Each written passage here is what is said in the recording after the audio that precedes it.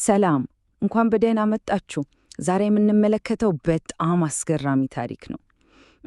ለዘመናት በፈተና ውስጥ ያለፈች ከሌላው ዓለም ተገልላ የኖረች ግን ደግሞ ማንነቷን አጥብቃ ይዛ የዘለቀችውን የኢትዮጵያ ቤተ ክርስቲያንን ጉዞ ነው አብረን የምናየው። እስኪ በዚህ ጥያቄ እንጀምር።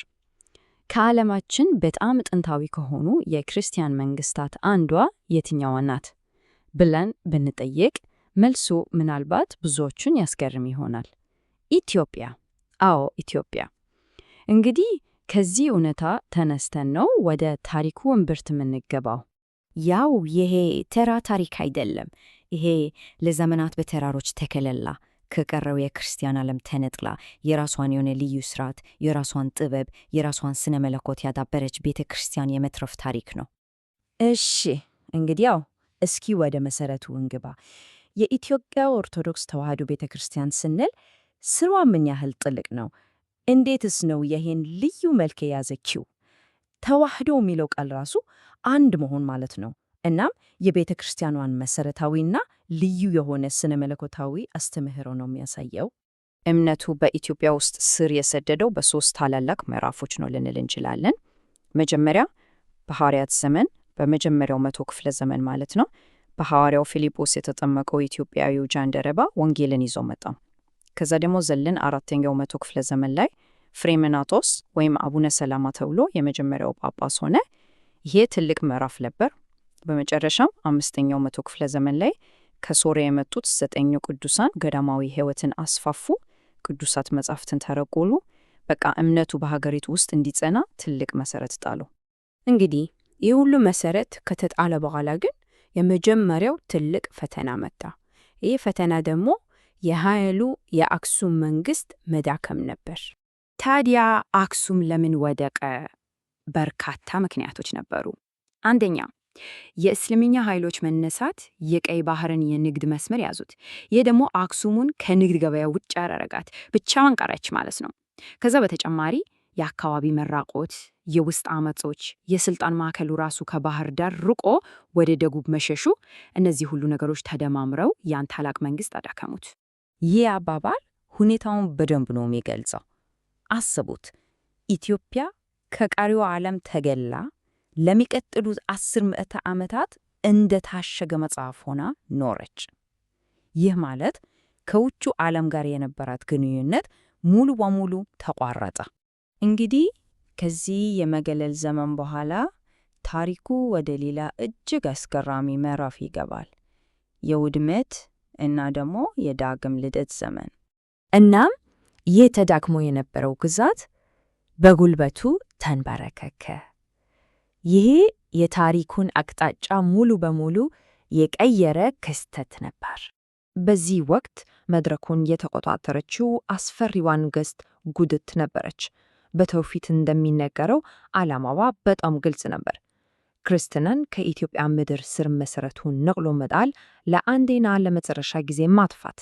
ያደረሰችው ጥፋት በቀላሉ የሚገለጽ አልነበረም። ጥንታዊቷን የአክሱም ከተማ አወደመች፣ አብያተ ክርስቲያናትን አፈረሰች፣ በዋጋ ማይጠመን የብራና መጻሕፍትን አቃጠለች። የአክሱም ስልጣኔ የቀረውን ፍርስራሽ ሙሉ ለሙሉ አጠፋችው። ግን ከዚህ ሁሉ ጥፋት አመድ ውስጥ አዲስ ነገር ተፈጠረ። ይህ አባባል ኢየሩሳሌምን በራእይ ያየ፣ ከዚያም አዲስ ኢየሩሳሌምን በዋና ከተማው ለመገንባት ሞከረ። ይህ የአዲሱን የዛጉዌ ሥርወ መንግሥት ንጉሥ ቅዱስ ላሊበላን ነው የሚያስታውቀን። የቅዱስ ላሊበላ ምላሽ ለደረሰው ጥፋት ይህ ቁጥር ነው፣ 11። ይሄ ከአንድ ወጥ ድንጋይ ብቻ ተፈልፍለው የተሰሩ የአብያተ ክርስቲያናት ብዛት ነው። አስቡት፣ ተራ ግንባታ አይደለም፣ ወደ መሬት ውስጥ የተቀረጹ አስገራሚ የጥበብ ሥራዎች። ይሄ አዲስ ኢየሩሳሌምን በኢትዮጵያ ምድር መፍጠር ታላቅ ሕልም ነበር። እሺ፣ ከዛ ጓይ ሥርወ መንግሥት በኋላ ደግሞ ሌላ የስልጣን ሽግግር ተደረገ። ይሄኛው የንጉሥ ሰለሞን ዘር ነን ወደሚለው መስመር የተደረገ ሽግግር ነበር። ይሄ በታሪክ የሰለሞናውያን ዳግም መመለስ ተብሎ ይታወቃል። በይኩኖ አምላክ የተመራው ይሄ እንቅስቃሴ የንግሥትናውን መስመር ከጥንቱ ንጉሥ ሰለሞን እና ከንግሥቴ ሳባ ጋር በማያያዝ ለኢትዮጵያ አዲስ እና በጣም ጠንካራ የሆነ ብሔራዊ ማንነት ሰጣት። እና የሚገርመው ነገር የሁሉ የስልጣን ሽግግር የተደረገው በሰላም ነበር። በቃ የእርስ በርስ ጦርነት ሊነሳ ይችል ነበረ፣ ግን በወቅቱ የነበሩ መነኮሳት ጣልቃ ገብተው ባደረጉት ስምምነት አንደኛ ደም መፋሰስ ቀረ፣ ሁለተኛ ደግሞ ቤተ ክርስቲያኗ ከመንግስቱ መሬት 1/3ኛውን በማግኘት ስልጣኗ በጣም እንዲጠናከር ተደረገ። እና ይህን አዲስ ሥርወ መንግሥት ያጸናው ደግሞ ክብረ ነገሥት የተባለው መጽሐፍ ነው። ይህ መጽሐፍ የኢትዮጵያን ነገሥታት ከንጉሥ ሰሎሞን ጋር ያላቸውን ግንኙነት በማድረግ ሀገራዊ አንድነትን እና ማንነትን ለመፍጠር ትልቁን ሚና ተጫውቷል። እንግዲህ ታሪኩ እዚህ ላይ አላበቃም። ምናልባትም ከሁሉም የከፋው ፈተና ገና ይመጣ ነበር። ይሄ ፈተና የመጣው በአሕመድ ግራኝ ወይም ግራኙ አማካኝነት ነው። የአዳል ሱልጣኔት መሪ የነበረው አሕመድ ግራኝ በክርስቲያኑ የኢትዮጵያ ግዛት ላይ ጂሃድ አውጆ መጠነ ሰፊ ወረራ ጀመረ። ያው ይሄ ወረራ እንዲሁ አልተነሳም። ከጀርባው ለዘመናት የቆየ የሃይማኖት ውጥረት ነበር። የንግድ መስመር ፉክክርም ነበር። ግን ከሁሉም በላይ ወሳኙ ነገር የአሕመድ ግራኝ ጦር ከኦቶማን ቱርኮች ያገኘው የጦር መሳሪያ ድጋፍ ነበር። ይሄ የጦርነቱን ሚዛን ሙሉ በሙሉ የቀየረ ነገር ነው። በዚህ ወረራ የደረሰው ጥፋት ምናልባት ከጉዲት ዘመን በብዙ እጥፍ ይበልጥ ነበር። ስፍር ቁጥር የሌላቸው ገዳማት ወደሙ፣ በዋጋ የማይተመኑ የብራና መጻሕፍት ተቃጠሉ፣ አብያተ ክርስቲያናት ፈረሱ። ይሄ በኢትዮጵያ ታሪክ ውስጥ ካጋጠሙት ትልልቅ ቀውሶች አንዱ ነበር። እናም ልክ ሁሉም ነገር አለቀ፣ ተስፋ ቆረጠ ሲባል ያልተጠበቀ ነገር ሆነ። አፄ ገላውዴዎስ ከፖርቹጋል እርዳታ አገኙ። እናም ጥቂት የፖርቹጋል ወታደሮች የራሳቸውን ዘመናዊ የጦር መሳሪያ ይዘው መጡ። ይህ የጦርነቱ ማዕበል ሙሉ በሙሉ ቀለበሰው። በ1543 ዓመት በተደረገው የዋይና ደጋ ጦርነት አሕመድ ግራኝ ተሸነፈ። እንግዲህ ይህን ሁሉ ካየም በኋላ ወደ መጨረሻው ጥያቄ እንደርሳለን። ከዘመናት ወረራ፣ መገለል እና ዳግም ልደት በኋላ ይሄ ጥንታዊ እምነት እንዴት ሊዘልቅ ቻለ? እንዴት ነው ይህን ሁሉ ማለፍ የቻለው?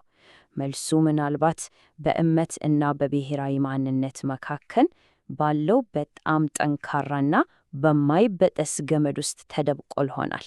ስለተከታተላችሁ በጣም እናመሰግናለን።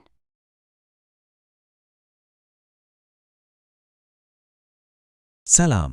ዛሬ የምንመለከተው ከዓለማችን አንጋፋ የክርስትና አብያተ ክርስቲያናት አንዷ የሆነችውን የኢትዮጵያ ኦርቶዶክስ ተዋሕዶ ቤተ ክርስቲያንን ነው። የእውነት ለመናገር ይህ ጥንታዊ እምነት በብዙዎች ዘንድ በትክክል ያልተረዳ በጣም ሰፊ እና የበለጸገ ታሪክ አለው።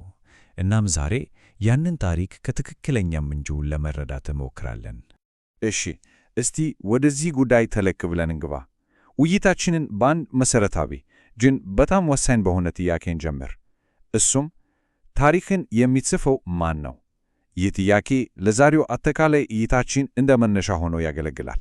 እንግዲህ የታሪክ አጻጻፍ ጉዳይ ችግሩ የሚጀምረው እዚሁ ጋር ነው። አብዛኛው የዚህች ቤተ ክርስቲያን ታሪክ የተጻፈው በውጭ ሰዎች ነው። ይሄ ደግሞ ጸሐፊው መሳይ ከበደ እንዳሉት የአውሮፓውያን እይታ እንዲሰፍን አድርጓል። ውጤቱስ ምንድን ነው? የቤተ ክርስቲያኗ ማንነት በራሷ አንደበት ሳይሆን በሌሎች መነጽር መተርጎሙ ነው። ስለዚህ እውነተኛውን ታሪክ ለማወቅ የግድ ወደ ውስጥ ወደ ባለቤቱ መመልከት ያስፈልጋል። ጥሩ። እንግዲያው ታሪኩን ከባለቤቱ አንደበት ለመረዳት ምርጡ መነሻችን በራሱ በቤተ ክርስቲያኗ ስም ውስጥ የተደበቀውን ማንነት መፍታት ነው። እስቲ ስያሜውን አንድ ባንድ እንመልከተው። የመጀመሪያው ቃል ኢትዮጵያ ነው። ይህ ስም በጣም ጥንታዊ የሆነ የግሪክና መጽሐፍ ቅዱሳዊ መሠረት አለው። ያው ግሪኮች ከግብፅ በስተደቡብ ያለውን ሰፊ መሬት በዚህ ስም ይጠሩት ነበር። ይህም በመጽሐፍ ቅዱስ ውስጥ ከተጠቀሰው የኩሽ ምድር ጋር በቅርበት ይያያዛል። ቀጥሎ ደግሞ ኦርቶዶክስ የሚለውን ቃል እንመልከት። ትርጉሙ ቀጥተኛ ወይም ትክክለኛ እምነት ማለት ነው።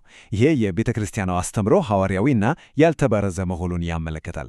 በተጨማሪም በክሪስቶሎጂ ልዩነት ምክንያት በ451 ዓመተ ምህረት ከተካሄደው የኬልኬዶን ጉባኤ በኋላ የራሳቸውን የእምነት አቋም ከያዙት የኦሪየንታል አብያተ ክርስቲያናት አንዷ መሆኗን ያሳያል። እሺ፣ ይህ ነጥብ በጣም ወሳኝ ነው። ለምን? ምክንያቱም ቤተ ክርስቲያኗን በተመለከተ ለረጅም ጊዜ ከቆየው ትልቅ የተሳሳተ ግንዛቤ አንዱን ነው የሚያስተካክለው። ብዙ ጊዜ በስህተት ሞኖፊዝስ የሚል ስያሜ ይሰጣታል። ግን ትክክለኛው የቤተ ክርስቲያኗ ስነ መለኮታዊ አቋም ሚያፊዚስ ነው።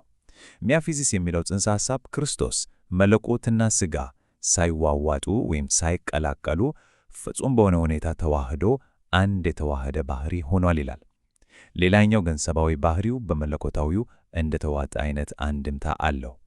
ስለዚህ ይህን ልዩነት መረዳት የቤተ ክርስቲያኗን እውነተኛ ማንነት ለመገንዘብ ቁልፍ ነገር ነው። በመጨረሻም የስሙ የመጨረሻ ክፍል ተዋህዶ የሚለው ነው። ይህ የግዕዝ ቃል የቤተ ክርስቲያኗን ዋና ስነ መለኮት በትክክል ይገልጻል። አንድ መሆን ማለት ሲሆን የቤተ ክርስቲያኗን የሚያፊዚስ እምነት በአገርኛ ቋንቋ የሚያስረዳ ቁልፍ ቃል ነው። በጣም ጥሩ። እስቲ አሁን ደግሞ ወደ ታሪኩ የጊዜ መስመር እንሸጋገር። ምክንያቱም ክርስትና ስር ከመሰደዱ በፊት ኢትዮጵያ የበለጸገና በርካታ እርከኖች ያለው ሃይማኖታዊ ታሪክ ነበራት። የኢትዮጵያን ክርስትና ለመረዳት ከሱ በፊት የነበረውን መመልከት በጣም አስፈላጊ ነው። ይህ የጊዜ መስመር እንደሚያሳየው አካባቢው ከብሉይ አማልክት አምልኮ ወደ አንድ አምላክ ማመን መጀመሪያ በይሁዲነት ከዚያም በመጨረሻ ወደ ክርስትና የተሸጋገረበትን አስደናቂ ሃይማኖታዊ ጉዞ ያሳያል። የይሁዲነት እምነት በኢትዮጵያ ውስጥ ጥልቅ ስር እንዲሰድ ካደረጉት ነገሮች ዋነኛው ይህ ታላቅ ታሪክ ነው። በሀገሪቱ ብሔራዊ መጽሐፍ በሆነው ዕብረ ነገሥት ላይ እንደተዘገበው የንግሥተ ሳባ ወደ ንጉሥ ሰሎሞን ያደረገችው ጉዞ እና ልጃቸው ቀዳማዊ ምኒልክ ታቦተ ጽዮንን ይዞ መመለሱ የሀገሪቱን መንፈሳዊ እና ፖለቲካዊ ማንነት የቀረጸ ትልቅ ክስተት ነው። ይህ ቀደምት የአይሁድ ተጽዕኖ በባህልና በሃይማኖት ላይ እስከ ዛሬ ድረስ የሚታዩ ዘላቂ አሻራዎችን ጥሎ አልፏል። ለምሳሌ ሰንበትን ማክበር፣ የምግብ ሕግጋትና የቤተ መቅደስ አሰራር ሳይቀር ከዚሁ የመነጩ ናቸው። አሁን ደግሞ ወደ ቀጣዩ ትልቅ ለውጥ እንሸግራለን። ይኸውም የክርስትና መምጣት። የሚገርመው የክርስትና መምጣት አንድ ጊዜ የሆነ ክስተት አልነበረም። ይልቅስ በሦስት የተለያዩ ሞገዶች የተከናወነ ሂደት ነበር። አዎ፣ እንደምታየው ክርስትና ኢትዮጵያ ውስጥ በአንድ ጀንበር አልተመሰረተም። ይልቁንስ በሦስት ዋና ዋና ሞገዶች ነበር ስር የሰደደው።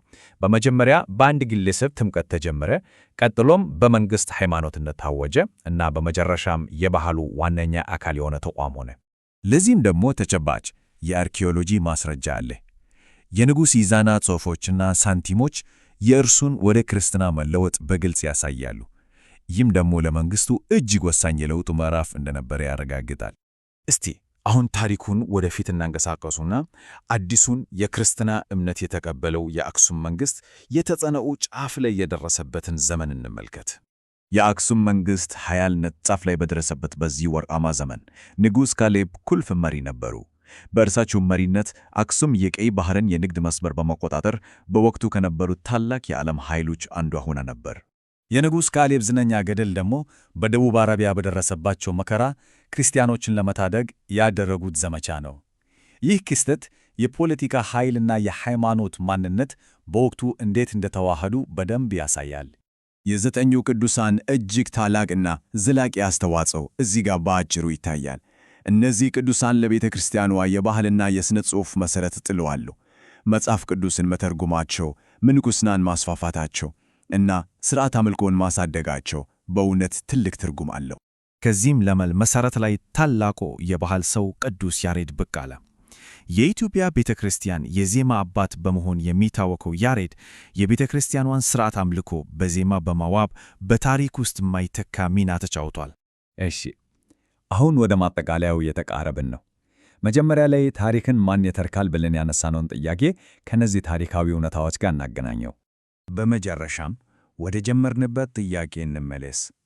ይህ የኢትዮጵያዊት ቤተ ክርስቲያን ታሪክ እንደሚያሳየው የባለቤቱን አመለካከት መረዳት ምን ያህል ወሳኝ እንደሆነ ነው። ስለዚህ በዚህ ጥያቄ እንለያይ። እይታችንን ከውጭ ወደ ውስጥ ስናዞር የምናውቀው ታሪክ እንዴት ሊለወጥ ይችላል?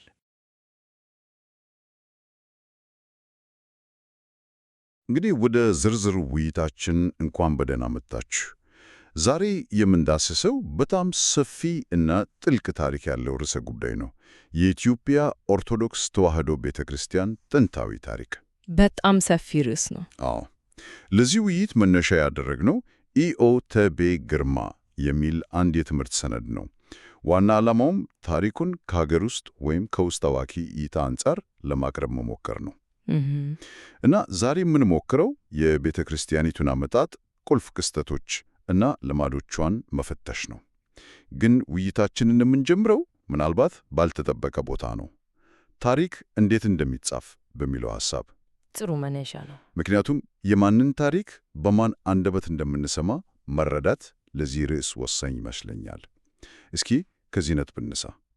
ሰነዱ ላይ ጎልቶ የወጣው ሐሳብ ስለ ኢትዮጵያ ታሪክ የተጻፈው አብዛኛው ነገር በውጭ ሀገር ሰዎች በተለይም በአውሮፓውያን መሆኑ ነው።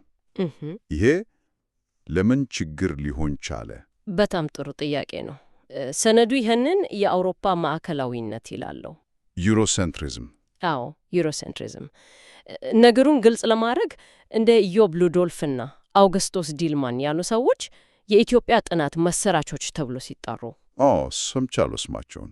ጄምስ ብሩስን ሳይጨምር አንዳቸውም ኢትዮጵያ ውስጥ ገብቶ እንደማያውቁ ሰነዱ ይጠቅሳል። እንዴ? አዎ። ያ ማለት ምን መሰለህ? እይታው ሙሉ በሙሉ ውጫዊ ነው። ኢትዮጵያንን እንደ አንድ የሚጠና ዕቃ እንጂ የራሷ ታሪክና ማንነት ያላት ባለታሪክ አድርጎ የሚያይ አይደለም። ይህ በጣም ትልቅ ነጥብ ነው። ስለዚህ ተጽዕኖ ዝም ብሎ የታሪክ እውነታዎችን ከማዛባት የዘለለ ነው ማለት ነው። በትክክል።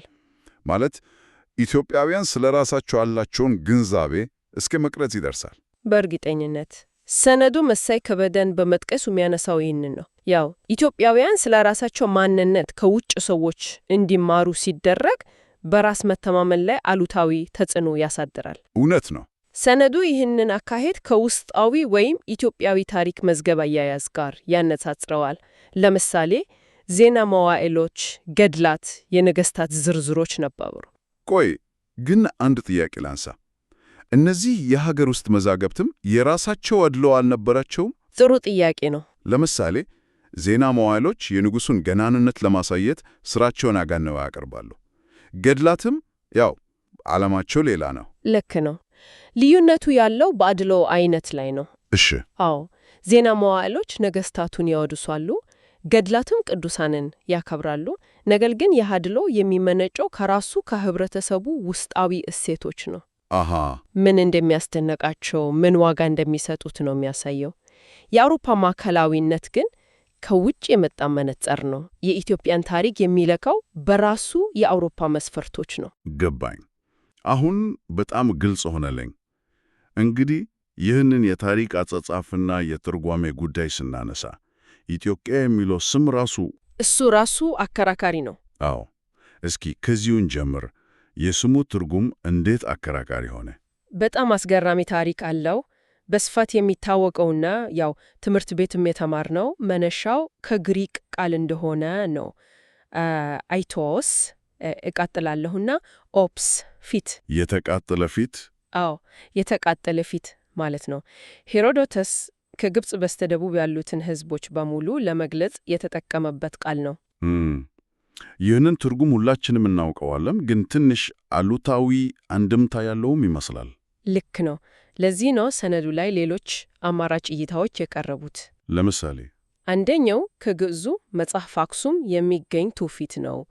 በዚህ መሰረት ኢትዮጲስ የካም ልጅ የሆነው የኩሽ ልጅ እንደሆነና የአክሱሙን ከተማ እንደመሰረተ ይናገራል። በብሉይ ኪዳን ኩሽ የሚለው ቃል ወደ ግሪክ ሲተረጎም ኢትዮጵያ ተብሏል። እና ኡለንዶርፍ የተቃጠለ ፊት ከሚለው በተቃራኒ ቃሉ አይቲዮፕስ ከሚል ሌላ ግሪክ ቃል የመጣ ሊሆን ይችላሉ ይላሉ። የሱ ትርጉም ምንድን ነው? ትርጉሙ የሚያብረቅርቅ ደማቅ ወይም ቀይ እሳታማ ሊሆን ይችላል። ዋው!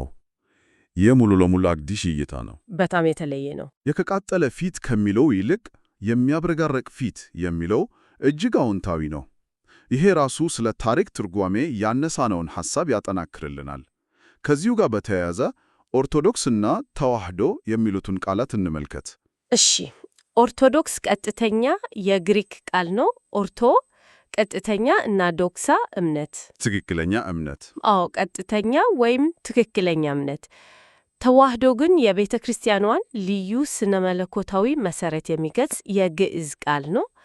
ብዙ ጊዜ በተሳሳተ መንገድ ከሞኖፊሳይት ጋር ይያያዛል። አዎ፣ ያንን ሰምቻለሁ። ነገር ግን ሰነዱ በግልጽ እንደሚያስቀምጠው ቤተ ክርስቲያኗ ሚያፊሳይት ነች።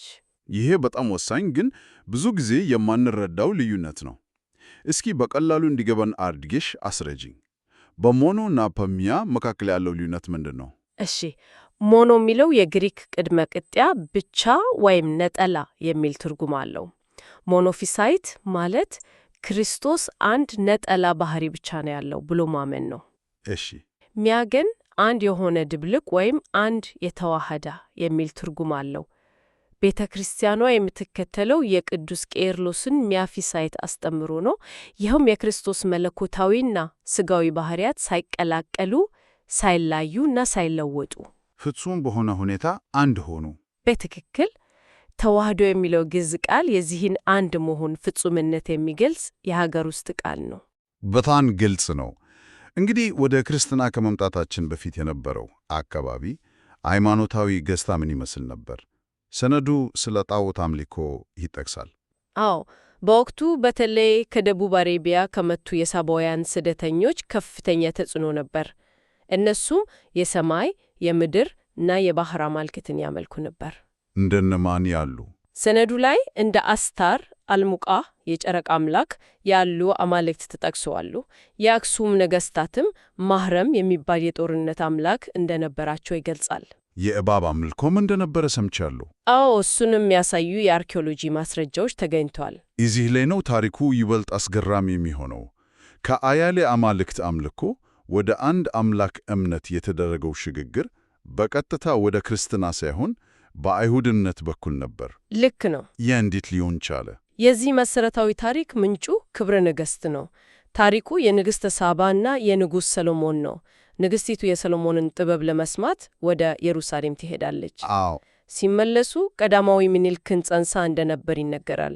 ልጁም አድጎ አባቱን ሊጠይቅ ሄዶ ሲመለስ ታቦተ ጽዮንን ይዞ መምጣቱ የሰሎሞናዊውን ስርወ መንግሥትና የአይሁድ እምነትን በኢትዮጵያ እንደመሰረተ ይታመናል። ይህ ታሪክ ከሃይማኖታዊ ፋይዳው ባሻገር ለሀገሪቱ ማንነት ያለው ሚና በጣም ትልቅ ነው አይደል? በጣም። የዚህ ቀደምት የአይሁድ ተጽዕኖ ዛሬም በቤተ ክርስቲያኗ ውስጥ የሚታዩ ዘላቂ ምልክቶች ምንድን ናቸው? ሰነዱ ብዙ ነጥቦችን ይዘረዝራል። አንደኛ እና ዋነኛው በየቤተ ክርስቲያኑ ያለው የታቦት ማዕከላዊነት ነው። እውነት ነው። ሌላው የቤተ ክርስቲያን አወቃቀሩ ራሱ ነው። የኢየሩሳሌምን ቤተ መቅደስ አርያ በመከተል ባለ 3 ክፍል ነው። ቅኔ፣ ማህሌት፣ ቅድስትና መቅደስ። ከዚህም በተጨማሪ እንደ ሰንበት ማክበርና የምግብ ሕጎች ያሉ ነገሮች። አዎ፣ የሰንበት ቅዳሜ መከበር፣ ግርዛትና በኦሪት ዘሌዋውያን ላይ የተመሰረቱ የምግብ ሕጎች ሁሉም የዚህ ጥልቅና ጥንታዊ ተጽዕኖ ማሳያዎች ናቸው። በጣም ግልጽ ነው። አሁን ክርስትና ወደዚህ ለም መሬት እንዴት እንደገባ እንመልከት። በስፋት የሚታወቀው የመጀመሪያው ታሪክ የኢትዮጵያዊው ጃንደረባ ታሪክ ነው። አዎ፣ በ34 ዓመት በሐዋርያው ፊልጶስ እጅ እንደተጠመቀ ይነገራል። ይህ ጃንደረባ ለንግሥት ህንደኬ ከፍተኛ ባለሥልጣን ነበር እና አስቀድሞም ከአይሁድ እምነት ጋር ትውውቅ ነበረው ማለት ነው ይመስላል። ኢየሩሳሌም ለመስገድ መሄዱና የነቢዩ ኢሳይያስን መጽሐፍ ማንበቡ ይህንን ያሳያል። የኢትዮጵያ ቤተ ክርስቲያን ትውፊት ይህ ጃንደረባ ባኮሽ የሚባለው ወንጌልን ይዞ በመመለስ የመጀመሪያ ወንጌላዊ እንደሆነ ይናገራል። ያ የአንድ ግለሰብ ታሪክ ነው። ነገር ግን ክርስትና የመንግሥት ሃይማኖት እስከመሆን የደረሰው ከብዙ ጊዜ በኋላ በአጼ ይዛና ዘመን ነው። አዎ። ያ ታሪክ እንዴት ነው የሚነገረው? ይህ በራሱ እንደ ፊልም የሚመስል ታሪክ ነው። የፍሬምናቶስ እና የኤድሲዩስ ታሪክ። ከጢሮስ የመጡ 2 ወጣት ወንድማማች ነበሩ። መርከባቸው ተሰብራ፣ ሌሎቹ ተገድሎ እነሱ ብቻ ተርፈው ወደ አክሱም ንጉሥ ተወሰዱ። ፍሬምናቶስ በብልሃቱ የንጉሡ ባለሟልና ጸሐፊ ሆነ። እናም ንጉሡ ሲሞት ወጣቱን ልዑል ኢዛናን አስተማረ። ልክ ነው። ንግሥቲቱን በማገዝ ገና ሕፃን የነበረውን ልዑል ኢዛናን አስተማረ። እናም በዚህ አጋጣሚ በአክሱም ውስጥ አነስተኛ የክርስቲያን ማህበረሰብ መሰረተ ማለት ነው። አዎ፣ በአክሱም ይኖሩ ከነበሩ ሮማውያን ክርስቲያን ነጋዴዎች ጋር በመሆን የጸሎት ቦታዎችን አቋቋመ። ንጉሥ ኢዛና ሲያድግ ፍሬምናቶስ ወደ እስክንድርያ ሄዶ ፓትርያርክ አትናቴዎስን ለኢትዮጵያ ጳጳስ ላክልን ብሎ ጠየቀ። አትናቴዎስም ራሱን ፍሬምናቶስን ሾሞ ላከው። በትክክል ከጉዳዩ ጋር በደንብ ከሚያውቀው ከፍሬምናቶስ የተሻለ ሰው እንደሌለ በማመን ራሱን ሾሞ ላከው። ስለዚህ ፍሬምናቶስ አባ ሰላማ ወይም የሰላም አባት ተብሎ ተሰየመ። ይህ ሁሉ ታሪክ በጣም አስደናቂ ነው። ግን ከትውፊት የዘለለ ተጨባጭ ታሪክ ማስረጃ አለው። እናም በጣም ጠንካራ ማስረጃ ነው። ሰነዱ ወደ ንጉሥ ኢዛና የድንጋይ ላይ ጽሑፎች ይጠቁማሉ። እሺ፣ ኢዛና ክርስትናን ከመቀበሉ በፊት ባስቀረጻቸው ጽሑፎች ላይ የማይበገረው የማህሬም ልጅ በማለት ራሱን ይጠራል።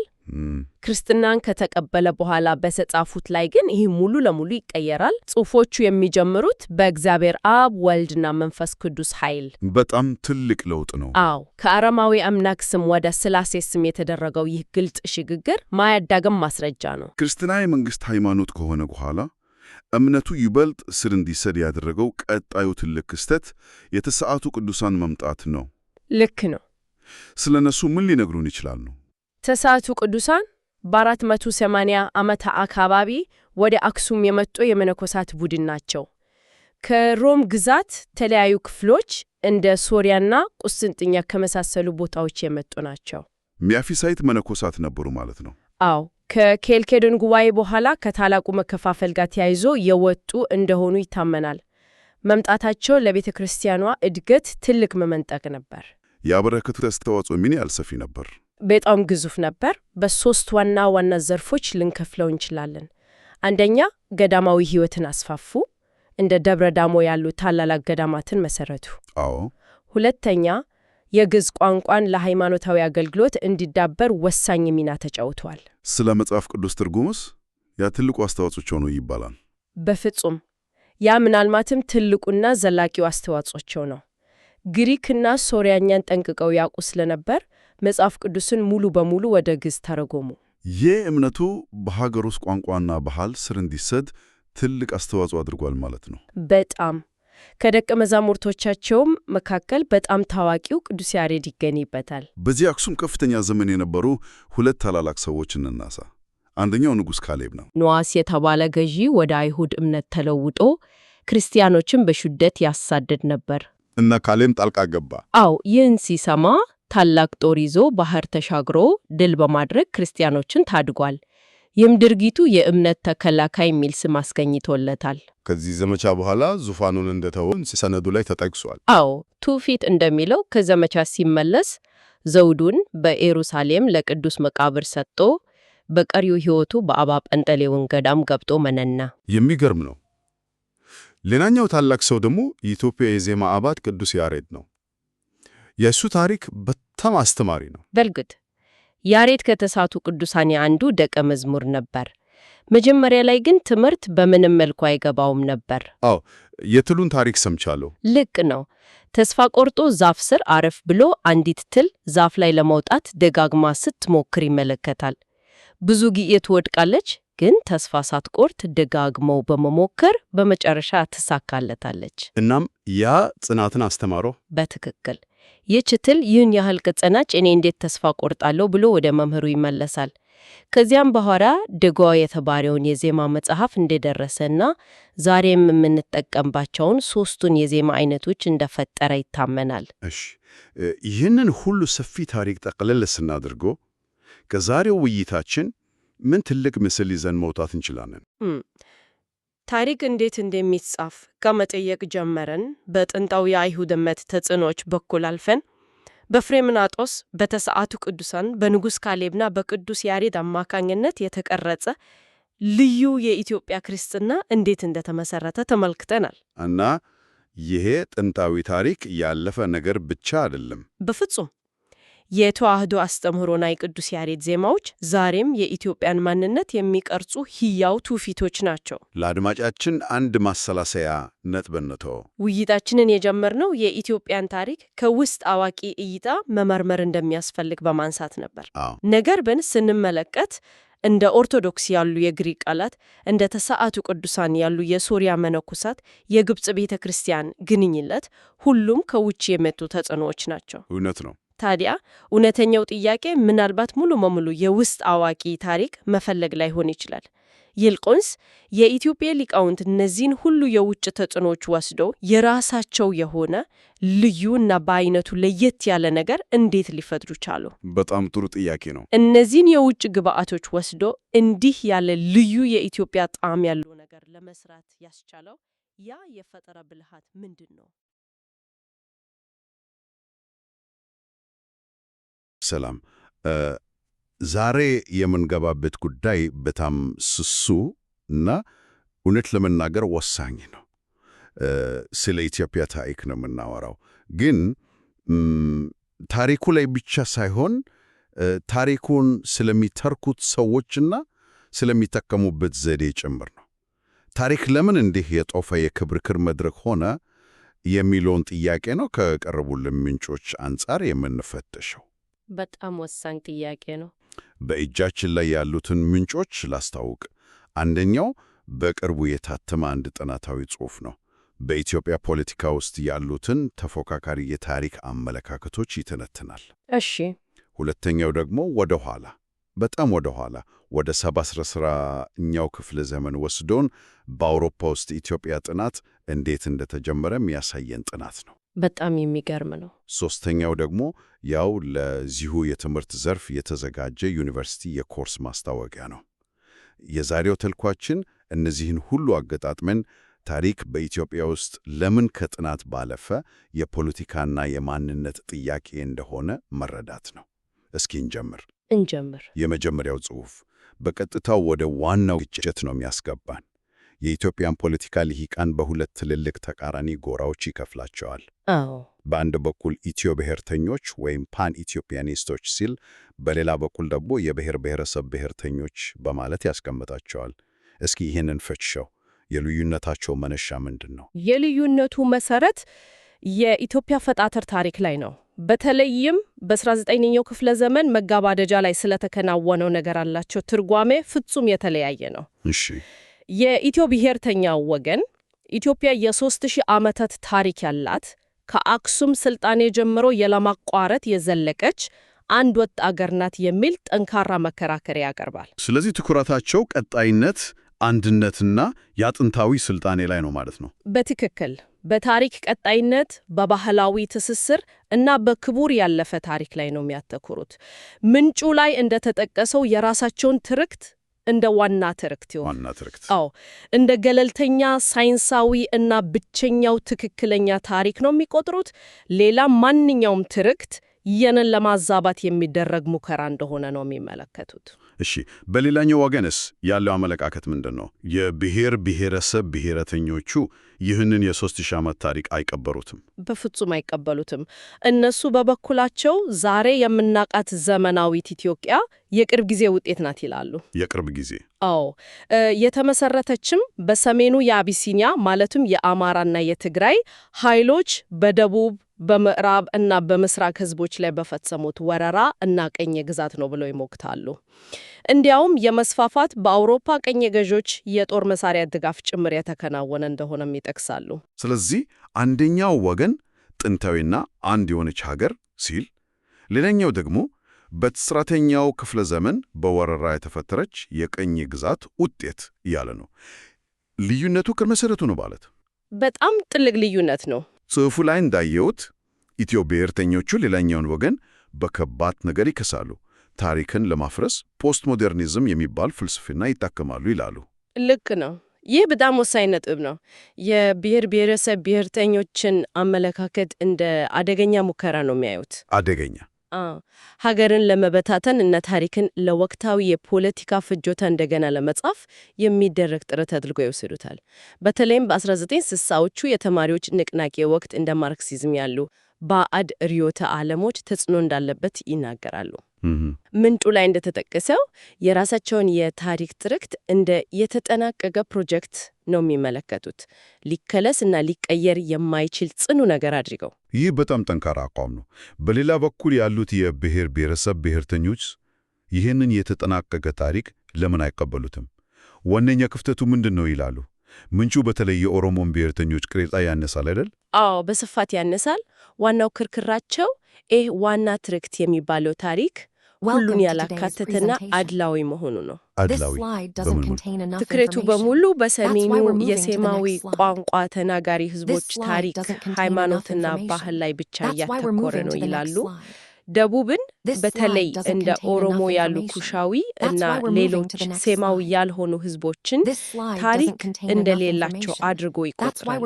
ታሪክ እንደሌላቸው አዎ፣ ወይም ደግሞ በዋናው ባህል ውስጥ ተውተው የሚጠፉ ነገሮች እንደሆኑ አድርጎ ያቀርባል ብሎ ይተቻሉ። ለዚህ ማሳያ የሚጠቀሱት ነገር አለ? አዎ፣ ለምሳሌ ቀደም ባሉት የታሪክ መጻሕፍት ውስጥ ጥቅም ላይ የዋለውን ጋላ የሚለውን ስያሜ ያነሱ ይህ ቃል በወቅቱ አረመኜ ስልጣኔ የጎደለ በጣም አሉታዊ ትርጉም ነው ያለው። በትክክል ከብት አምላኪ የሚል አሉታዊ ትርጉም እንደነበረው በማሳያነት ያቀርባሉ። ስለዚህ የእነሱ አስተዋጽኦ ባህልና ታሪክ ችላ ተብሏል ወይም ሆን ተብሎ ወደ ዳር ተገፍጧል ብለው ያምናሉ።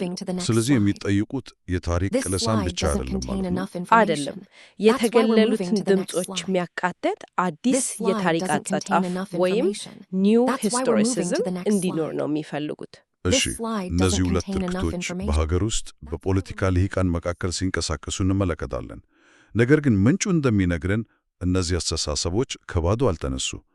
ከሀገር ውጭስ የነበሩት ጸሐፊዎች ምን አይነት ተጽዕኖ አሳድረው ነበረ? በጣም ትልቅ ተጽዕኖ ነበራቸው። ምንጩ እንደሚለው አስተዋጽኦቸው ጠቃሚም ችግር ያለበትም ነበር። ለምሳሌ እንደ ዶናልድ ሊቪን ያሉ ምሁራን ያው ታላቅ ኢትዮጵያ ወይም ግሬተር ኢትዮጵያ በሚለው ዝነኛ ስራቸው አውቀዋለሁ። ኢትዮጵያን የራሷ ባህሪ ያላት ኦርጋኒክ አንድነት በማለት ገልጿታል። ይህ አመለካከት በፓን ኢትዮጵያኒስቶች ዘንድ በስፋት እንደ ትልቅ ማስረጃ ይጠቀሳል። ነገር ግን ተቺዎችም ነበሩ አይደል? በእርግጥ እንደ ገብሩ ታረቀ ያሉ ተቺዎች የሌቪን አካሄድ የኢትዮጵያን ብሔረተኝነት ለማረጋገጥ ሲባል በሕዝቦች መካከል የነበረውን ልዩነትና ግጭት በማሳነስ የጋራነትንና አንድነትን ከልክ በላይ እንዳጋነነ ይከራከራሉ። እሺ። በሌላ በኩል ደግሞ እንደ ክሪስቶፈር ክላፋማ እና ጆን ማርካኪስ ያሉ ሌሎች ጸሐፊዎች የነበረውን ክፍፍል በግልጽ ጠቁመዋል። ሰሜኖች ታሪክ ሲኖራቸው ደቡቦች ግን ኢትኖግራፊ ብቻ እንዳላቸው አድርገው ጽፏል። ኢትኖግራፊ ስንል ባህልንና አኗዋሩን የሚመለከት ጥናት ማለት ነው፣ ከፖለቲካዊ ታሪክ የተለየ። ልክ ነው። ይህ አመለካከት ራሱ በታሪክ አጻጻፉ ላይ ትልቅ ተጽዕኖ አሳድሯል። አንደኛው ወገን የስልጣኔና የመንግስት ታሪክ ባለቤት ሲሆን፣ ሌላኛው ወገን ደግሞ የባህል እና የጎሳ ጥናት አንቲኬሜኖ ብቻ ተደርጎ እንዲታይ አድርጓል። ከውጭ ጸሐፊዎች በተጨማሪ የሀገር ውስጥ የታሪክ አጻጻፍ ባህልም የራሱ ተጽዕኖ ነበረው። ምንጩ ላይ የቤተ መንግሥት ዜና መዋዕል ጸሐፊዎች ላይ የቀረበው ትችት በጣም ጠንካራ ነበር። አርድ ባይ አሞካሾች የሚል ቃል ተጠቅሟል። ይህ ምን ማለት ነው? አዎ፣ በጣም ከባድ አገላለጽ ነው። ዋናው ነጥብ እነዚህ ጸሐፊዎች በነገስታትና በመኳንንት የሚከፈላቸው የቤተ መንግስቱ ሰዎች በመሆናቸው ታሪካቸው በገዢው ልሂቃን እና በአሸናፊዎች የፖለቲካ ታሪክ ላይ ብቻ እያተኮረ ነበር ሚል ነው። ገለልተኛ አልነበሩ ማለት ነው? በፍጹም። ስራቸው ገለልተኛ ጽናት ሳይሆን የገዢዎቻቸውን ገድል ማጉላት ነበር። ብዙ ጊዜም ሃይማኖታዊና አጉልምነታዊ ተጽዕኖ ይታይበታል። ምንጩ ላይ የተጠቀሰው የገብረ ሕይወት ባይከዳኝ ትሽትም ይህኑን የሚያጠናክር ይመስለኛል። በትክክል በ20ኛው ክፍለ ዘመን መጀመሪያ የነበረው ታላቅ ምሁር ገብረ ሕይወት ባይከዳኝ እነዚህ ጸሐፊዎች ስፖንሰሮቻቸውን ለማስደሰት ሲሉ ጥቃቅን ስኬቶችን እያጋነኑ ይጽፉ ነበር በማለት ተችቷቸዋል። አሳሳቢው ነገር ጽሑፉ እንደሚሞግተው ዘመናዊ የታሪክ ምሁራንም ከዚህ ወግ ብዙም እንዳልራቁና እነዚሁኑ ዜና መዋዕሎች እንደ ዋና ዋቢ ምንጭ መጠቀማቸው ችግሩ እንዲቀጥል አድርጓል። ስለዚህ ከውጭም ከውስጥም የመጣ ልሂቃን ተኮር የሆነ የአሸናፊዎች ታሪክ ባህል አለ ማለት ነው። በዚህ ሁሉ ውስጥ የመንግስታት ሚና ምን ነበረ? ተከታታይ መንግስታት ታሪክን እንዴት ተጠቀሙበት? መንግስታት ታሪክን እንደ ቁልፍ የፖለቲካ መሳሪያ ነው የተጠቀሙበት። የራሳቸውን አገዛዝ ህጋዊ ለማድረግ እና ርዕዮተ ዓለማቸውን ለማስፋፋት። ፕሮፌሰር ባህሩ ዘውዴ ምንጩ ላይ እንደተጠቀሱት የታሪክ ምሁራን በተለያዩ ዘመናት ተለያዩ ርዕዮተ ዓለማዊ ግንባታዎችን እንዲያጸኑ ይጠበቅባቸው ነበር። ለምሳሌ ከ1970 አብዮት በፊት የንግሥተ ሳባንና የሰሎሞናዊውን ስርወ መንግሥት ታሪክ ማጽናት፣ በደርግ ጊዜ ደግሞ የኢትዮጵያ አንድነት ቅድስናን ማጉላት፣ ከ1991 በኋላ በኢህአዴግ ዘመን ደግሞ የዚያ አንድነት መሸርሸርንና የብሔር ብሔረሰቦች ጭቆና ታሪክን ማስተጋባት ይጠበቅባቸው ነበር። እያንዳንዱ ስርዓት የራሱን ይፋዊ ታሪክ ይዞ ይመጣል ማለት ነው። ደርግ የማርክሲዝምን አመለካከት ሲያመጣ በታሪክ አጻጻፍ ውስጥ ለመጀመሪያ ጊዜ የመደብ ትግል እና የብዙሃኑ ሚና ጎልቶ እንዲወጣ አደረገ። ኢህአዴግ ደግሞ ከ1991 በኋላ ፖለቲካን ሙሉ በሙሉ በብሔር ላይ ሲመሰረት ለብሔር ብሔረሰብ ብሔረተኞች ትልቅ መነቃቃትና ተቋማዊ ድጋፍን ፈጥሯል። የዩኒቨርሲቲ ኮርስ እንዲታገድ የተደረገውም በዚሁ ምክንያት ነው። ልክ ነው። የኢትዮጵያና የቅንዱ ታሪክ መግቢያ የሚለውን ኮርስ የድሮውን ስርዓት የሚደግፍ አድሏዊ ይዘት አለው በሚል ለተወሰነ ጊዜ እንዲታገድ አድርጎ ነበር። በቅርቡ ቢጀመርም ይዘቱ አሁንም ድረስ የጦፈ ክርክር ያስነሳል።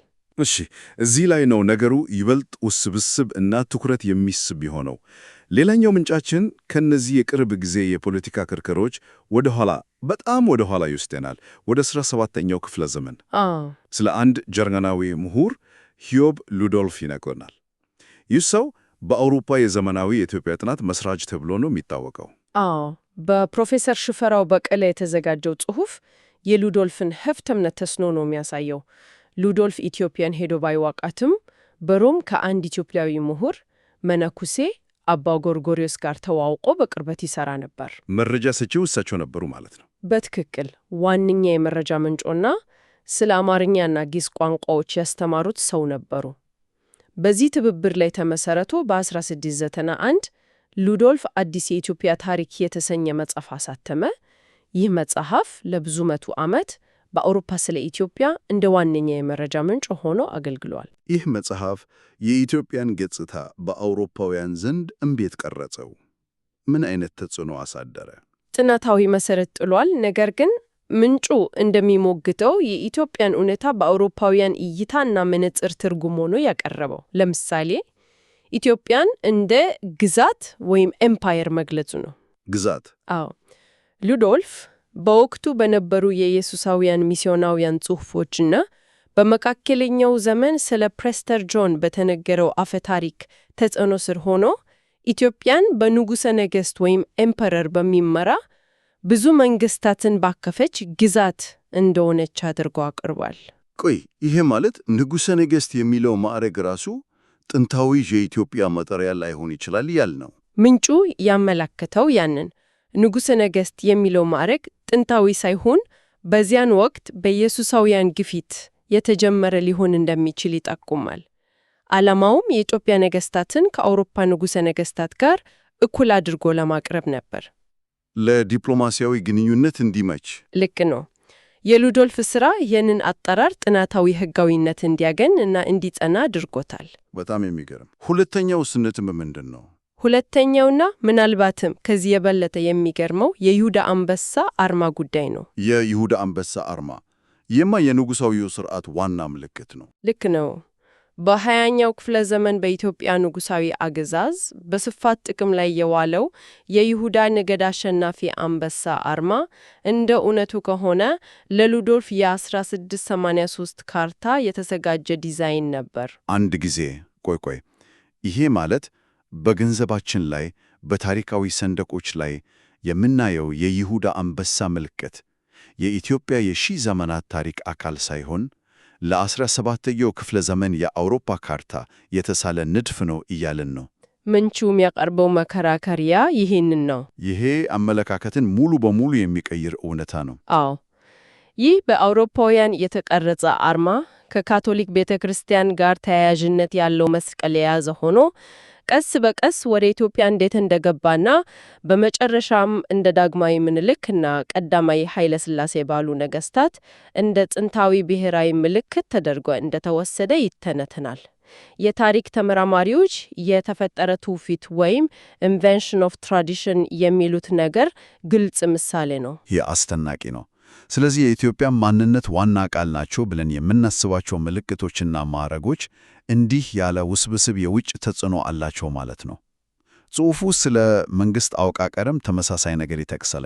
አዎ፣ የኢትዮጵያን አስተዳደር በአውሮፓ ሞዴል ነው የተረጎመው። በስሩ ዋና ሚኒስትሮች ያሉበትና በሲቪልና ወታደራዊ ተቋማት መካከል ግልጽ ልዩነት ያለው ፒራሚዳዊ የመንግሥት አወቃቀርን ገልጿል። እነዚህ ጽንሰ ሐሳቦች በወቅቱ በግዕዝም ሆነ በአማርኛ አልነበሩም። ተቋማት ሁሉን አቀፍ ነበሩ።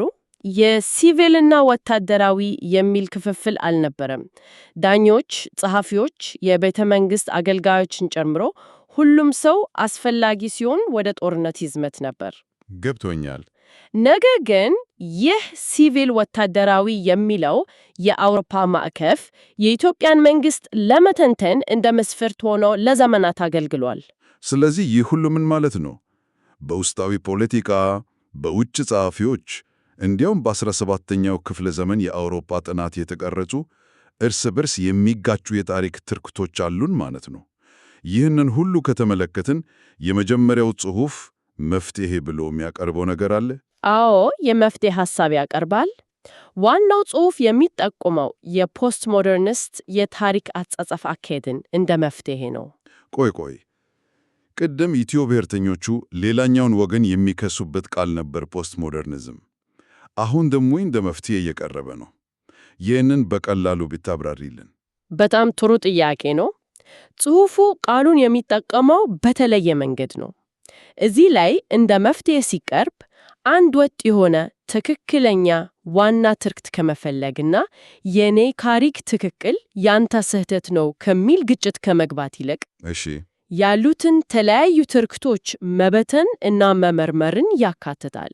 በእያንዳንዱ ትርክት ውስጥ ያሉትን የስልጣን ተለዋዋጭነት፣ አድላዋይነትና ድምጻቸው የተሰፈነባቸውን ወገኖች ማሳየት ላይ ያተኩራል። ይህ ማለት ትክክለኛው ታሪክ ይህ ነው ብሎ ከመደምደም ይልቅ የእያንዳንዱ ወገን ለምን የራሱን ታሪክ እንዲህ እንደሚተርክ መመርመር ማለት ነው። በትክክል ዋናው ነጥብ ይህ ነው።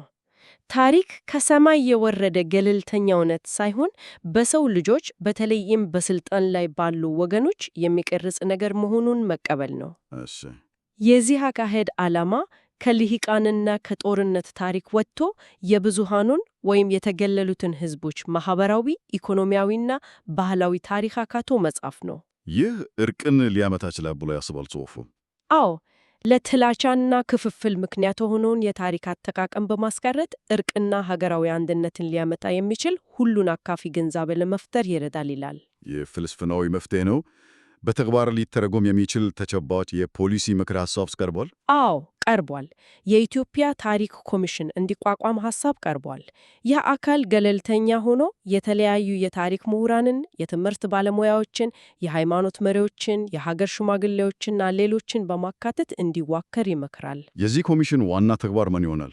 ዋና ተግባሩ አከራካሪ የሆኑ የታሪክ ርዕሰ ጉዳዮችን በጥልቀት ማጥናት፣ ሀገራዊ ውይይት እንዲካሄድ ማመቻቸት፣ የታሪክ ስህተቶችን ማረምና በመጨረሻም ሁሉም ኢትዮጵያዊ ራሱን ሊያይበት የሚችል ሁሉን አካፊና ሚዛናዊ ታሪክ ለመፍጠር መስራት ነው። የመጨረሻ ግቡ ታሪክን ከፖለቲካ መሳሪያነት ማላከክ ነው። ልክ ነው። ወደ ጥናትና ምርምር መስኩ መመለስ ነው። ስለዚህ ስንጠቀልለው የዛሬው ውይይታችን የታሪክ አጻጻፍ ራሱ የታሪኩ አንድ አካል መሆኑን ነው ያሳየን። በአንድ በኩል የ3000 ዓመታት ቀጣይነት ያለው የአንድነት ትርክት፣ በሌላ በኩል ደግሞ የ19ኛው ክፍለ ዘመን የወረራና የቅኝ ግዛት ትርክት እንዴት እንደሚጋጩ ተመልክተናል። ከዚህም ባሻገር እነዚህ ትርክቶች በሀገር ውስጥ ፖለቲካ ብቻ ሳይሆን እስከ 17ኛው ክፍለ ዘመን በሚደርስ የአውሮፓ ጥናትና አመለካከት ጭምር እንደተቀረጹ አይተናል። እንደ ንጉሠ ነገሥትና የይሁዳ አንበሳ ያሉ ምልክቶች ሳይቀሩ የዚህ ውስብስብ መስተጋበር ውጤቶች ናቸው።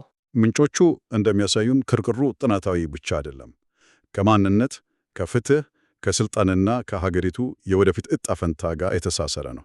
በትክክል ለአዲስ አካሄድ የቀረበው ጥሪ ያለፈውን ታሪክ እንደገና ስለመጻፍ ብቻ ሳይሆን በጋራ መግባባት ላይ የተመሰረተ የወደፊት ጊዜን ስለመገንባትም ጭምር ነው። ምንጮቹ እነዚህን የታሪክ ትርክቶች ለማስታረቅ የሚያስችል መንገድ በኮሚሽንና ሁሉን አቀፍ በሆነ አካሄድ ያሳያሉ። ነገር ግን ይህ አንድ ከባድ ጥያቄ ያስነሳል። ታሪክ ስልጣንን ሕጋዊ ለማድረግና ልዩነትን ለመፍጠር ያህል ውጤታማ መሳሪያ ሆኖ ከኖረ አንድነትን ለመፍጠር የሚያስችል መሳሪያ እንዲሆን በእርግጥ ነፃ ሊወጣ ይችላል? ወይስ ማንኛውም አዲስ ብሔራዊ ታሪክ ቀጥሎ ስልጣን የሚይዘው ቡድን ትርክት ከመሆን አያልፉም?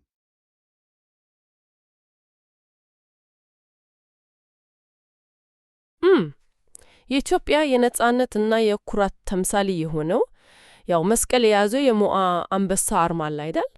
በደንብ እንጂ ማንም ያውቀው ነው። እሱ አርማ በእውነቱ ኢትዮጵያ ውስጥ ረግቶ በማያውቅ አንድ የ17ኛው ክፍለ ዘመን ጀርመናዊ ምሁር የተፈጠረ ነው ቢባል ለማመን ይከብዳል አይደል? አረ በጣም ነው የሚከብደው። ማለቴ አብዛኛው ሰው ይሄን አይጠረጥርም። የዛሬው ጥልቅ ዳሰሳችን ትኩረት ይሄንን የፈጠራ ታሪክ እና መሰል ጉዳዮችን መመርመር ነው።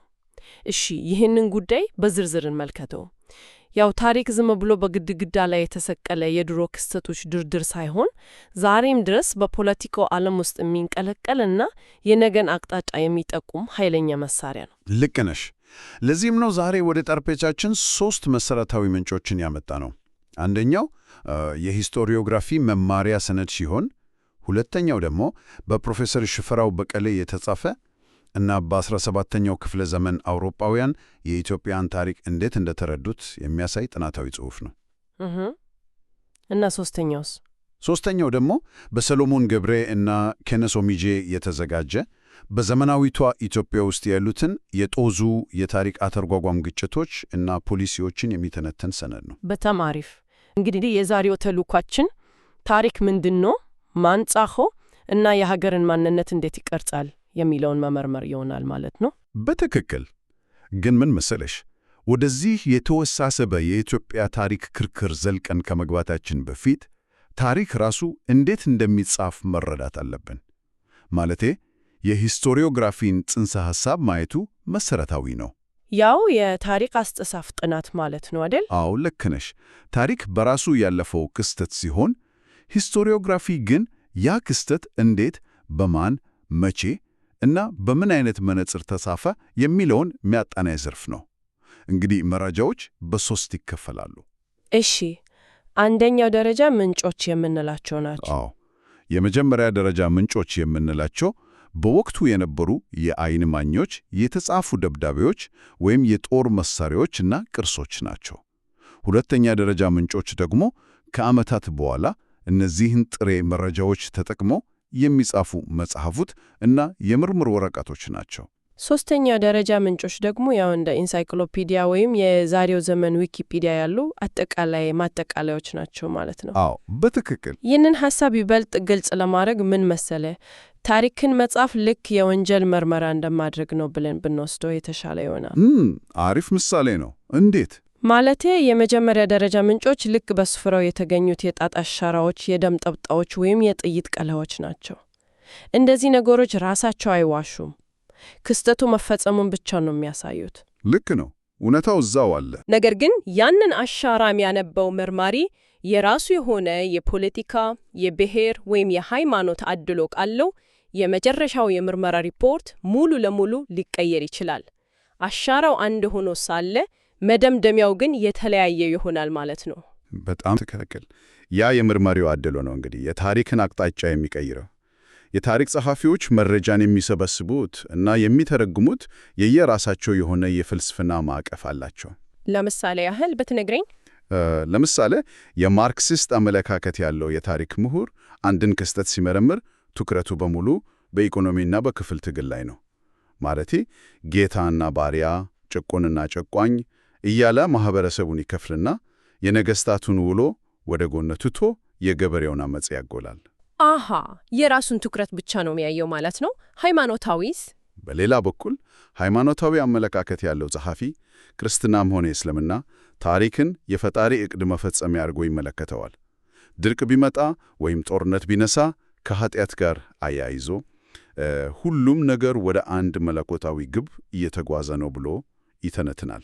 ዋው! ታዲያ አንድ መርማሪ የራሱን አድሎ ይዞ የምርመራውን ውጤት በዚህ ልክ መቀየር ከቻለ የዛሬ 300 እና 400 ዓመት አካባቢ ዘመናዊው የኢትዮጵያ ታሪክ ለመጀመሪያ ጊዜ በአውሮፓውያን ሲጻፍ ምን አይነት የተዛባ መነጽር ጥቅም ላይ እንደዋለው ማሰቡ ራሱ ይዘገንናል።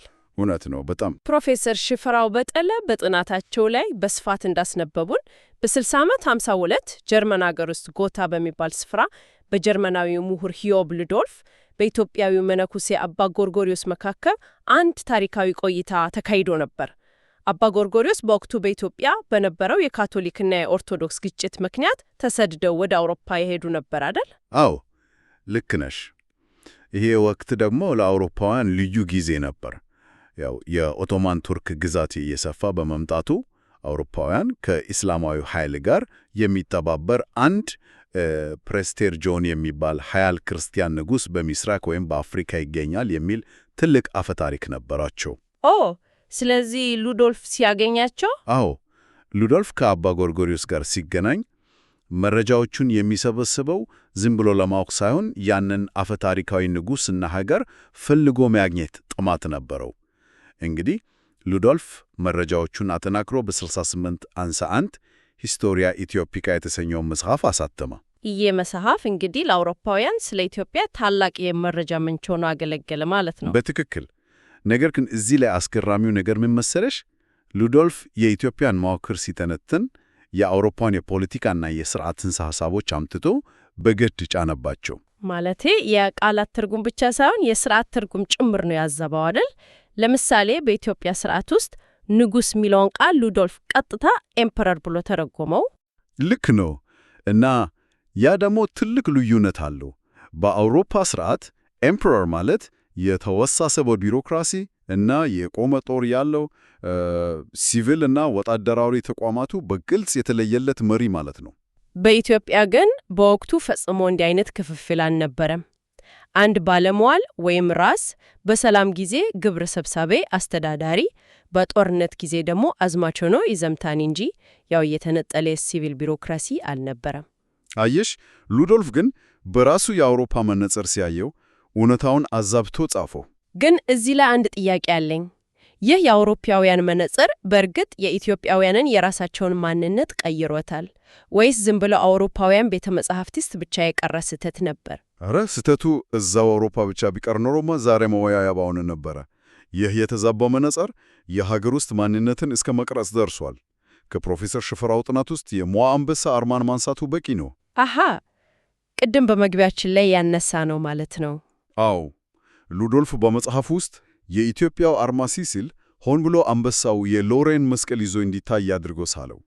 የመስቀል ሁለት አግድም መስመሮች ያለው ሲሆን የካቶሊክ ቤተክርስቲያን በተለይ የጄዙዊቶች ምልክት ነበር። ኧረ አዎ ሉዶልፍ የኢትዮጵያ ኦርቶዶክስ ተዋሕዶ ቤተክርስቲያን የምትጠቀምበትን መስቀል ትቶ ይህንን የካቶሊክ ምልክት አርማ አድርጎ አቀረበው። ነገሩ በጣም የሚገርመው እኮ እዚህ ላይ ነው።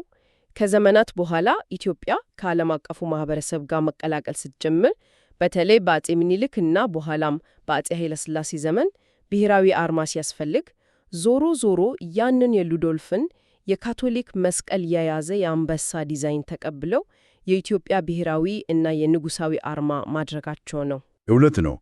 ይህ አርማ እኮ በገንዘብ ኖቶች፣ በሰንደቅ ዓላማዎችና በመንግሥት ማኅተሞች ላይ ታተመ። እንዲያውም በካሪቢያን የሚገኙት ራስ ተፈሪያውያንም ጭምር ይህንን የጀርመናዊው ምሁር የፈጠረ ስዕል እንደ ፍጹም የጥቁር ሕዝቦች የነጻነትና የቅድስና ምልክት አድርገው ይዘውታል። ማለቴ አንድ የ7ኛው ክፍለ ዘመን አውሮፓዊ የፈጠረው ስዕል የዘመናዊት ሀገር ፍጹም መታወቂያ ሆኖ አረፈው። አየሽ፣ ከዚያ የምንረዳው ነገር ቢኖር ታሪክ የሚጻፈው ሆኖ ምልክቶች የሚፈጠሩት ባዶ ሜዳ ላይ አለመሆኑን ነው። የውጭ ጸሐፊዎች የራሳቸውን ዓላማ ለማስፈጸም ይህንን ካደረጉ፣ ስልጣን ላይ ያሉ ሀገር በቀል መንግስታት ደግሞ ታሪክን የራሳቸውን ፖለቲካዊ፣ ሕጋዊ ሂደት ለማስረጸት እንዴት አድርጎ ተጠቅሞበት ይሆን? ጥሩ ጥያቄ ነው። ወደ ዘመናዊው የኢትዮጵያ ታሪክ ስንመጣ የእያንዳንዱ ሥርዓት የራሱን የታሪክ መርማሪ አምጥቶ አሻራዎቹን በራሱ የፖለቲካ ፍላጎት ልክ ነው የተረጎመው። ለምሳሌ የደርግ መንግስት በ1966 ዓመተ ምህረት ወደ ስልጣን ሲመጣ ያው የቅድመ 1966ቱን የነገስታት ታሪክ ሙሉ በሙሉ አድሃሪ እና ፊውዳላዊ በማለት ፈረጃዋቻት። በትክክል ደርግ ማርክስታዊ የክፍል ትግልን በማምጣት የቀድሞዎቹን የቤተ መንግሥት ትርክቶች ወደ ጎን በመተው የጭቁን ገበሬዎች እና የወዛደሩን ታሪክ አጉልቶ ማውጣት ጀመረ። የደርግን ታሪክ አጠቃቀም ስንመለከት በተግባር መሬት ላይ የወረደው እንዴት እንደነበረ መረዳት እንችላለን። ያው የቀድሞ ነገስታት ሐውልቶች ሲፈረሱ፣ የጎዳና ስሞች ሲቀየሩ፣ የትምህርት ስርዓቱ ከጌታና ባሪያ የክፍል ትግል አንጻር ሲቀረጽ እናያለን። ልክ ነሽ። ይህ እኮ የካርል ማርክስን የታሪክ ሐሳብ ተግባራዊ ማድረግ ነበር። አዎ፣ ማርክስ እንደሚለው ጀግኖች የምንላቸው ግለሰቦች ራሳቸውን ባይቆጣጠሩት ትልቅ ማህበራዊና ኢኮኖሚያዊ ኃይል የሚዘወሩ ናቸው እንጂ ታሪክን የሚሰሩት እነሱ አይደሉም። ስለዚህ የጀግኖች ታሪክ ሳይሆን የማህበረሰቡ አጠቃላይ ታሪክ ነው ጎልቶ መውጣት ያለበት ይላል። ነገር ግን ደርግ ይህንን ሲያደርግ የራሱን አዲስ ጀግኖች እና ሰማያት መፍጠሩ አልቀረም እና ደግሞ ከደርግ በኋላ በ1983 ዓመተ ምህረት ኢህአዴግ ወደ ስልጣን ሲመጣ ነገሩ ሙሉ ለሙሉ ተቀየረ። አሃዳዊው የማርክሲስት ትርክርት ፈረሰ ማለት ነው። አዎ፣ የብሔረሰብ ማንነትን መሰረት ያደረገ ትርክርት መጣ።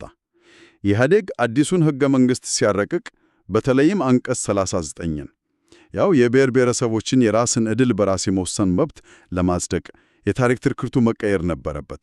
ማለቴ አሁን ታሪክ ማለት የክፍል ትግል ሳይሆን ብሔሮችና ብሔረሰቦች ከማዕከላዊው አሃዳዊ ስርዓት ጋር ያደረጉት የጭቆናና የነጻነት ትግል ነው ተባለ። ልክ ነሽ። የትምህርት ካሪኩለሙ እንደገና ተጻፈ። ክልሎች የራሳቸውን ጀግኖች፣ የራሳቸውን ባንዲራ እና የራሳቸውን የታሪክ በዓላት ማክበር ጀመሩ። ታሪክ የአንድ ማዕከላዊ መንግሥት ግንባታ ሂደት ከመሆን ወጥቶ የብዝሃነትና የጭቆና ትርክት ማዕከል ሆነ። እንግዲህ መንግስታት ታሪክን እንደ ፖለቲካ መሳሪያ መጠቀማቸው ሐውልት የማቆምና የማፍረስ ልማድ አሁን ላለንበት ጥልቅና ጽንፈኛ የታሪክ ክፍፍል መሰረት ጥሏል ማለት ነው። አሁን ወደ ዘመናችን የታሪክ ጦርነት እንገባለን። ይህም በሰሎሞንና ኬነስ ጥናት ላይ በስፋት የተጠነተነው በኢትዮ ብሔረተኞች እና በብሔረሰብ ብሔረተኞች መካከል ያለው ፍልሚያ ነው። ይሄ በጣም ስሜታዊ የሚያደርግ ርዕስ ነው። እዚህ ላይ በግልጽ ላሰምርበት የምፈልገው ነገር ቢኖር እነዚህን ዘመናዊ የታሪክ ግጭቶች ስንመረምር ዓላማችን ዳኛ ሆኖ የትኛው ትርክት አሸናፊ እንደሆነ መወሰን አይደለም፣ በጭራሽ። በሁለቱም ወገን ያሉ ሰዎች ስለ አያቶቻቸው ታሪክ፣ ስለ መሬታቸው እና ስለ ማንነታቸው ጥልቅ የሆነ ስሜት አላቸው። የእኛ ሚና በሰነዶቹ ውስጥ ያሉትን እርስ በርስ የሚጋጩ የታሪክ ትርክቶች አወቃቀር እና እንዴት ለፖለቲካ ቅስቀሳ እንደሚውሉ መረዳት ብቻ ነው። ይህ አካሄድ ግጭቱን ከስሩ ለመረዳት ወሳኝ ነው። የመጀመሪያው ጎራ የኢትዮ ብሔርተኞች አመለካከት ነው። ይህ ቡድን የ3000 ዓመት የከበረ እና ያልተቋረጠ ታሪክን ያነሳል። የሀገርን አንድነት፣ የውጭ ወራሪዎችን በጋራ መመከትን ያጎላላ። ለነሱ የኢትዮጵያ ታሪክ የተጠናቀቀ ፕሮጀክት ነው ማለት ነው።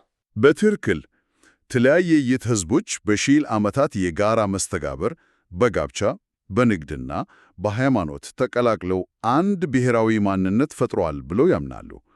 የአድዋ ድል የዚህ አንድነት ማሳያ ተደርጎ ይወሰዳል።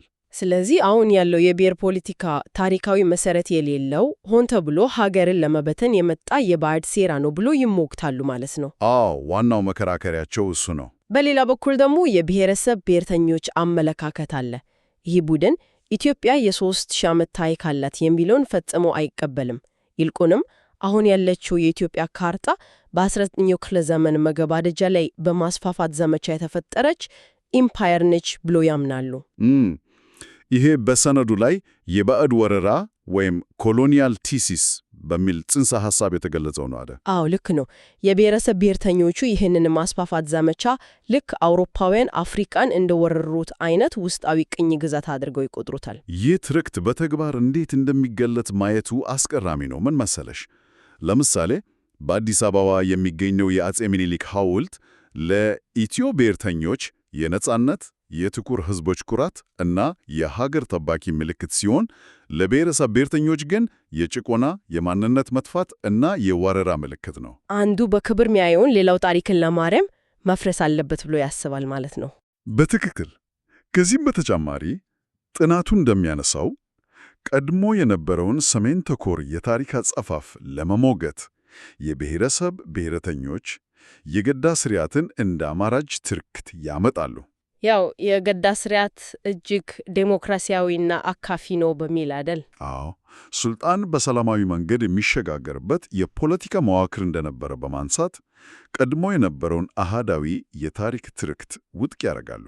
ነገር ግን ያው ሰነድ እንደሚያሳየው ይህንንም የገዳ ስርዓት ትርክት የሚሞግቱ አሉ። የኢትዮ ብሔረተኞች ወገን ደግሞ የገዳ ስርዓት ራሱ በውስጡ የግዳጁ ሂደትና በ16ኛው ክፍለ ዘመን የተካሄደ የማስፋፋት ባህሪ ነበረው፣ ሌሎች ነባር ማህበረሰቦችን በኃይል የዋጠ ስርዓት ነው በማለት ይከራከራሉ። ይህን ስመለከት አንድ እውነታ ይጋለጥልኛል።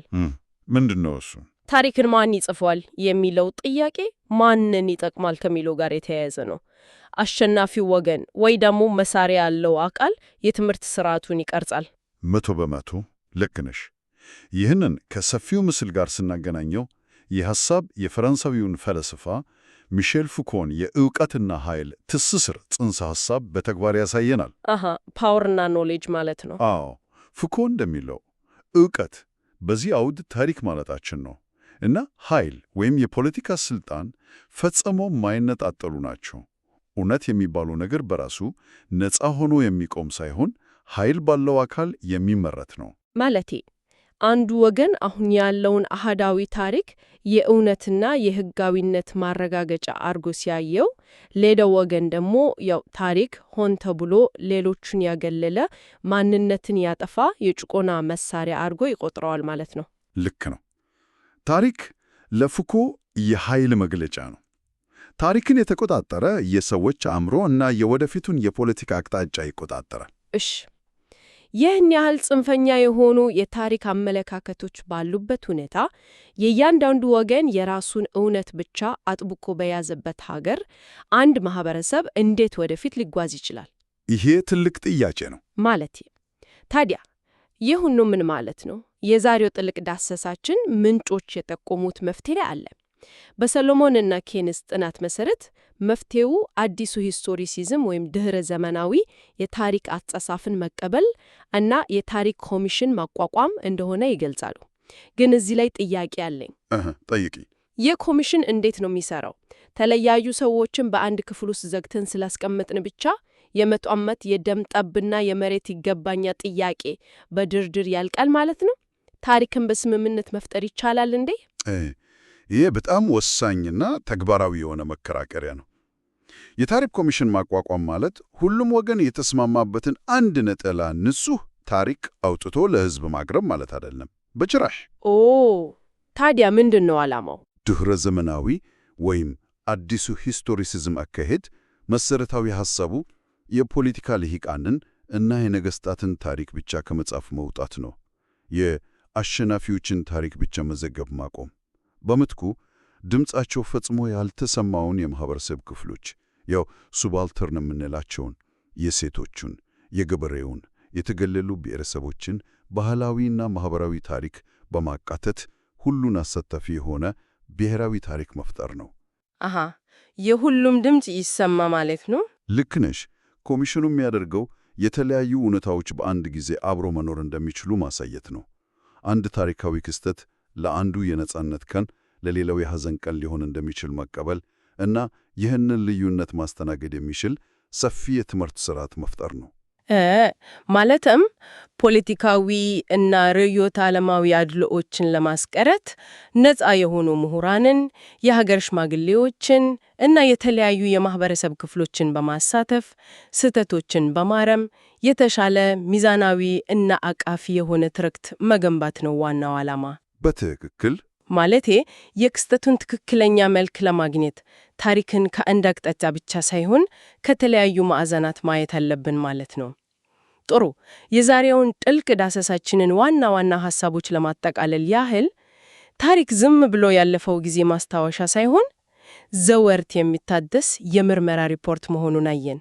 አዎ፣ ያው መነጽሩ ይለያያል እንጂ። ልክ ነው። ከ7ኛው ክፍለ ዘመን አውሮፓ ተነስተን ጀርመናዊው፣ ሉዶልፍ ሐስተኛ የአንበሳና የመስቀል ምስል ፈጥሮ የኢትዮጵያ ብሔራዊ አርማ እስከ መሆን የደረሰበትን ክስተት ተመለከትን። ከዚያም ደርግና ኢህአዴግ ታሪክን እንደ የፖለቲካ ፍላጎታቸው ሐውልት በማፍረስ የጎዳና ስም በመቀየር እና አንቀጾችን በማጽደቅ እንዴት እንደተጠቀሙበት ዳሰስን። በመቀጠልም ዛሬ ላይ ሀገርን እስከ ማናወጥ የደረሱትን የኢትዮ ብሔርተኛና የብሔረሰብ ብሔርተኛ ፍጥጫዎችን፣ ማኅበራዊ ትርክቶቻቸውንና የፉኮኝ የእውቀትና ኃይል ትስስር አየን። በመጨረሻም የድኅረ ዘመናዊ ታሪክ አጻጻፍ ዘዴን በመጠቀም ሁሉንም ድምጾች የሚያስተናግድ የታሪክ ኮሚሽን በማቋቋም ብሔራዊ መግባባት ማምጣት እንደሚቻል ተነጋገርን።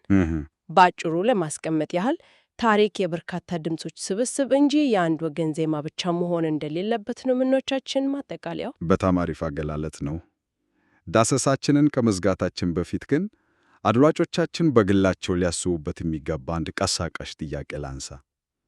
ስለ ትላንትናው ያለን ግንዛቤ ዛሬ ላይ ባሉ ፖለቲከኞች፣ ጸሐፊዎች እና አክቲቪስቶች ዘወርት የሚከለስ ሐውልት የሚፈረስበት እና የሚገነባበት ከሆነ ከመቶ ዓመት በኋላ የሚመጡ ታሪክ ጸሐፊዎች ዛሬ እኛ ፍጹም እውነት ብለን የሙጭኝ ያልናቸውን የታሪክ ሐቆች እንዴት ይፈርዷቸው ይሆን?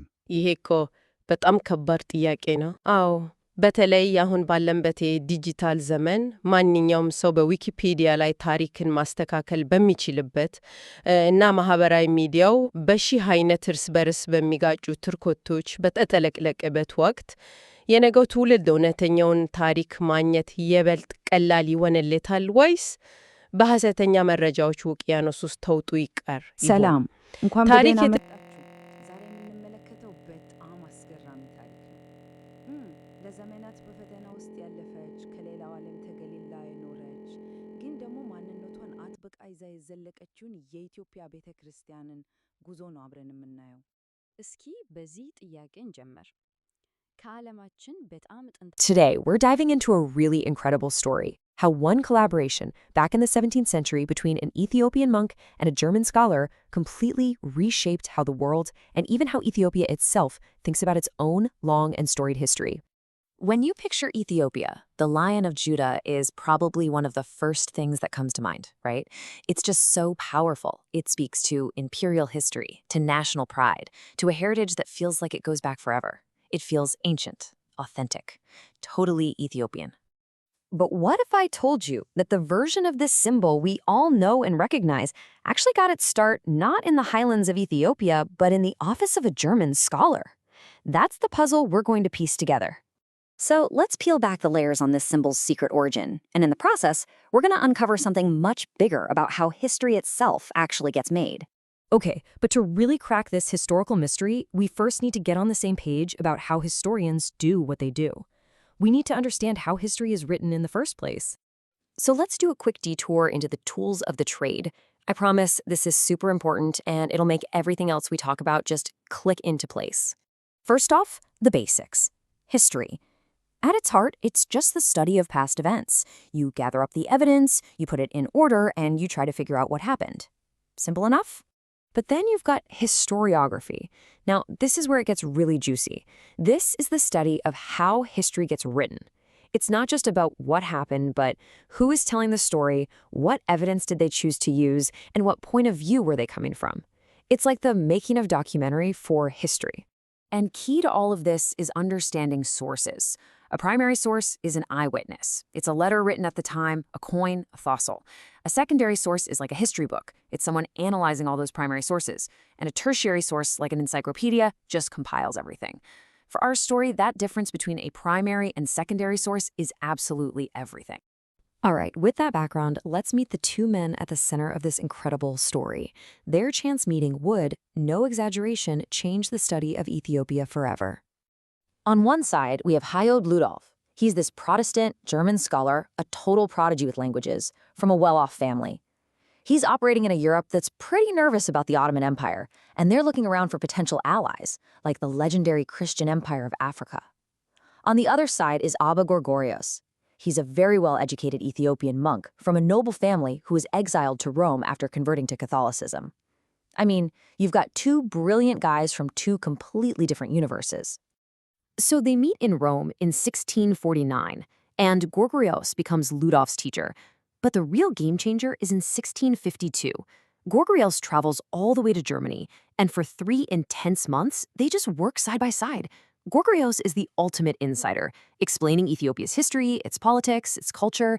He basically becomes Ludov's living, breathing primary source. Almost 30 years later, Ludov publishes his masterpiece, Historia Ethiopia, a book that would define how Europeans understood Ethiopia for centuries to come. And this right here is the main takeaway. This massively important book was written by a European for a European audience using a completely European framework to try and make sense of a non-European reality. Now, to his credit, Ludov knew this was a potential problem. He went out of his way to warn his readers against all the fantastical, totally fake drawings of Ethiopia that were floating around Europe at the time. He was genuinely trying to be accurate. And this shows you exactly what he was up against. On the left, you've got what's supposed to be a portrait of the Ethiopian emperor, but it's a direct copy of a famous portrait of William the Conqueror, the King of England, on the right. This is exactly the kind of fake stuff Ludov wanted to correct. But, and this is a huge but, even Ludov couldn't completely escape the trap of his own perspective. This picture is from his own book. It's supposed to show an Ethiopian king being fed. But look at the details. The turban, the table, the plates, none of it is actually Ethiopian. It's what a European artist imagined the scene would look like, projecting this generic Oriental vibe onto it. And this European filter went way beyond just the pictures. Ludov organized his whole understanding of the Ethiopian state using concepts that didn't really fit. He made a sharp distinction between civil and military institutions that wasn't really there. He called Ethiopian provinces kingdoms so that the title King of Kings would make more sense as a European-style emperor. And, for our story, the most important thing he did was design a national emblem in the European tradition of heraldry. And that brings us right back to where we started. That European-style emblem he created didn't just stay in a book. It took on a life of its own. Here it is, Ludov's Mayan of Judah, a symbol for Ethiopia, but designed in Germany, based on European artistic rules. It was an invention, created for a book. But then, this is where it gets so fascinating. Over the next couple of centuries, as missionaries and travelers and diplomats brought Ludov's super influential book with them, this specific image started to filter back into Ethiopia itself. By the late 1800s and early 1900s, Ethiopian rulers actually started adopting this exact design for their official seals. It started appearing on money, on government buildings, and yeah, as you see right here, even on student ID cards. The symbol had come home. And this is the truly amazing part. What started as a 17th century European interpretation, an invented tradition, was eventually adopted and, just through sheer repetition over time, became a genuinely authentic and beloved symbol of modern Ethiopian identity. And this really gets to the fundamental power of history, doesn't it? As the great historian David McCullough said, history is who we are, why we are the way we are. The stories we tell about where we come from literally shape who we are today. So that leaves us with a final question to really think about. The story of Ludov and Gorgorios isn't about deception or getting things wrong. It's all about perspective. And it should force all of us to ask, for any piece of history we hold dear, who wrote it, what lens were they looking through, and how has that story shaped the world that we see today? Welcome back to the Deep Dive. I have to be honest with you. When I saw the topic for today, I mentally prepared myself for something a little dry. We're looking at lecture notes on the Ethiopian Orthodox Tewahedo Church. You were expecting dates and councils. I was expecting dates, councils, lots of very dense theology. Instead, I feel like I just read the outline for a new fantasy series on HBO. Right. I mean, I'm looking at these notes and I see giant serpents demanding milk. I see shipwrecked kids who accidentally become rulers, churches carved out of solid rock by angels. It's wild. It really is. It's one of the most colorful and dramatic histories in the world. But I'm glad you brought up that fantasy vibe, because while the stories are incredible, the real takeaway from these sources is something much more grounded. Which is what? Resilience. We aren't just looking at a religious institution here. We are looking at the survival kit of a whole civilization. This church became the repository for the entire country's cultural, political, social life. It survived everything. It survived wars, it survived total isolation from the rest of the world, and it survived some, internal theological battles that nearly tore it apart. So that's our mission for this deep dive then. To figure out how this institution managed to hold on for almost 2,000 years when everything was trying to knock it down. But we have to start way, way back. The notes say before Christianity even got there, Ethiopia was not Welcome to today's presentation. Far from it. No, if you want to understand This the slide Ethiopian doesn't church contain today, you enough have to look at the information. foundation it was That's built why on. we're It moving wasn't to a the next vacuum. slide. It was built on this amazing This mix slide doesn't of contain local enough polytheism information. and a very That's why deep, we're moving to the very next surprising slide. connection to Judaism. This slide Let's start with doesn't the contain enough polytheism, because information. there is a note here about That's a why we're serpent moving king to the next that slide. I absolutely need you to explain. This The name is slide doesn't Arwe. contain enough Right, information. Arwe. This is one of the That's why oldest we're legends moving in to the the next region. slide. The sources describe a time This when the slide people doesn't worshipped a contain massive enough python, information. basically That's why a we're moving dragon to the who next ruled over slide. them. Worshipped him or This feared slide him? doesn't Both, contain enough probably. information. The legend says That's this why we're serpent moving to the demanded next tribute. slide. And we aren't talking gold This or slide grain. doesn't He contain wanted enough livestock, information. milk, That's and why ever we're so moving often to the young next girls. slide. That is just terrifying. How This long did that go slide on? doesn't contain Supposedly enough for 40 information. years, it That's was a why we're reign of moving to the terror. next slide. It only ended This when a slide warrior doesn't named contain enough Angabo information. stepped up. That's Let why me we're guess. moving to the He next fought slide. the snake with a giant This sword. slide Actually, doesn't no. contain enough He used his information. brain. He knew That's he couldn't why we're moving to overpower the a next giant slide. python, so This slide he doesn't poisoned a contain goat enough and fed it information. to the snake. That's why we're The moving snake to the died, next slide. the terror ended, This and slide Angabo doesn't became contain king. enough Okay, so you have this local legend of snake slaying, but the notes also mention Greek gods in East Africa. That seems strange. It does to us now, but yeah. The Yeah. Aksumite Empire was a major trading hub. It was connected to the Mediterranean, so you had people worshiping Ares, the god of war, and Poseidon, the god of the sea. So it's this melting pot of local snake legends and Greek myths. But then you have the Jewish influence, which seems to be the strongest thread by far. Oh, by far. And this is where the story gets really unique. You know the biblical story of the Queen of Sheba visiting King Solomon? Sure. She hears about his wisdom, goes to Jerusalem, tests him with riddles. Right. In the Bible, she gives him gifts, and she leaves. But the Ethiopian national epic, the Kebir Nagast, tells us there was a little more to the visit. It says she returned to Ethiopia pregnant with Solomon's son. Menelikrat. Exactly. And this changes everything. Because when Menelik grows up, the story says he travels back to Jerusalem to meet his father. Solomon accepts him, but when Menelik leaves to go back to Ethiopia, he doesn't go back empty-handed. What does he take? The Ark of the Covenant. The actual Ark. The box with the 10 Commandments in it. According to Ethiopian tradition, yes. He brings the Ark and the sons of the Levites back to Aksum. And this creates what the sources call a Zionist ideology. They didn't just see themselves as a kingdom, they saw themselves as the new Zion. So God's chosen dwelling place had moved. From Jerusalem to Ethiopia. It's a massive claim. And it explains so much about the church today. If you go into an Ethiopian Orthodox church now, you see practices you won't see in Rome. They practice circumcision, they have dietary laws that look almost exactly like the book of Leviticus, and they are very strict about the Sabbath. So the soil was already prepared with this Jewish monotheism before Christianity even showed up. Precisely. Which brings us to the moment Christianity actually arrives. Yeah. And this is the part that feels like a movie. It doesn't happen through some missionary. It happens because of a shipwreck. It's a complete accident of history, or providence, depending on how you look at it. We're in the 4th century. There's a philosopher from Tyre named Meropius traveling to India. He has 2 young relatives with him, boys named Frumentius and Odysseus, And they make a pit stop. at a port called Adulis on the Red Sea coast. It was a mistake. The locals were hostile to Romans at the time. They attacked the ship and massacred the entire crew. And Meropius. He was killed. But the boys survived. They were found just sitting under a tree, studying.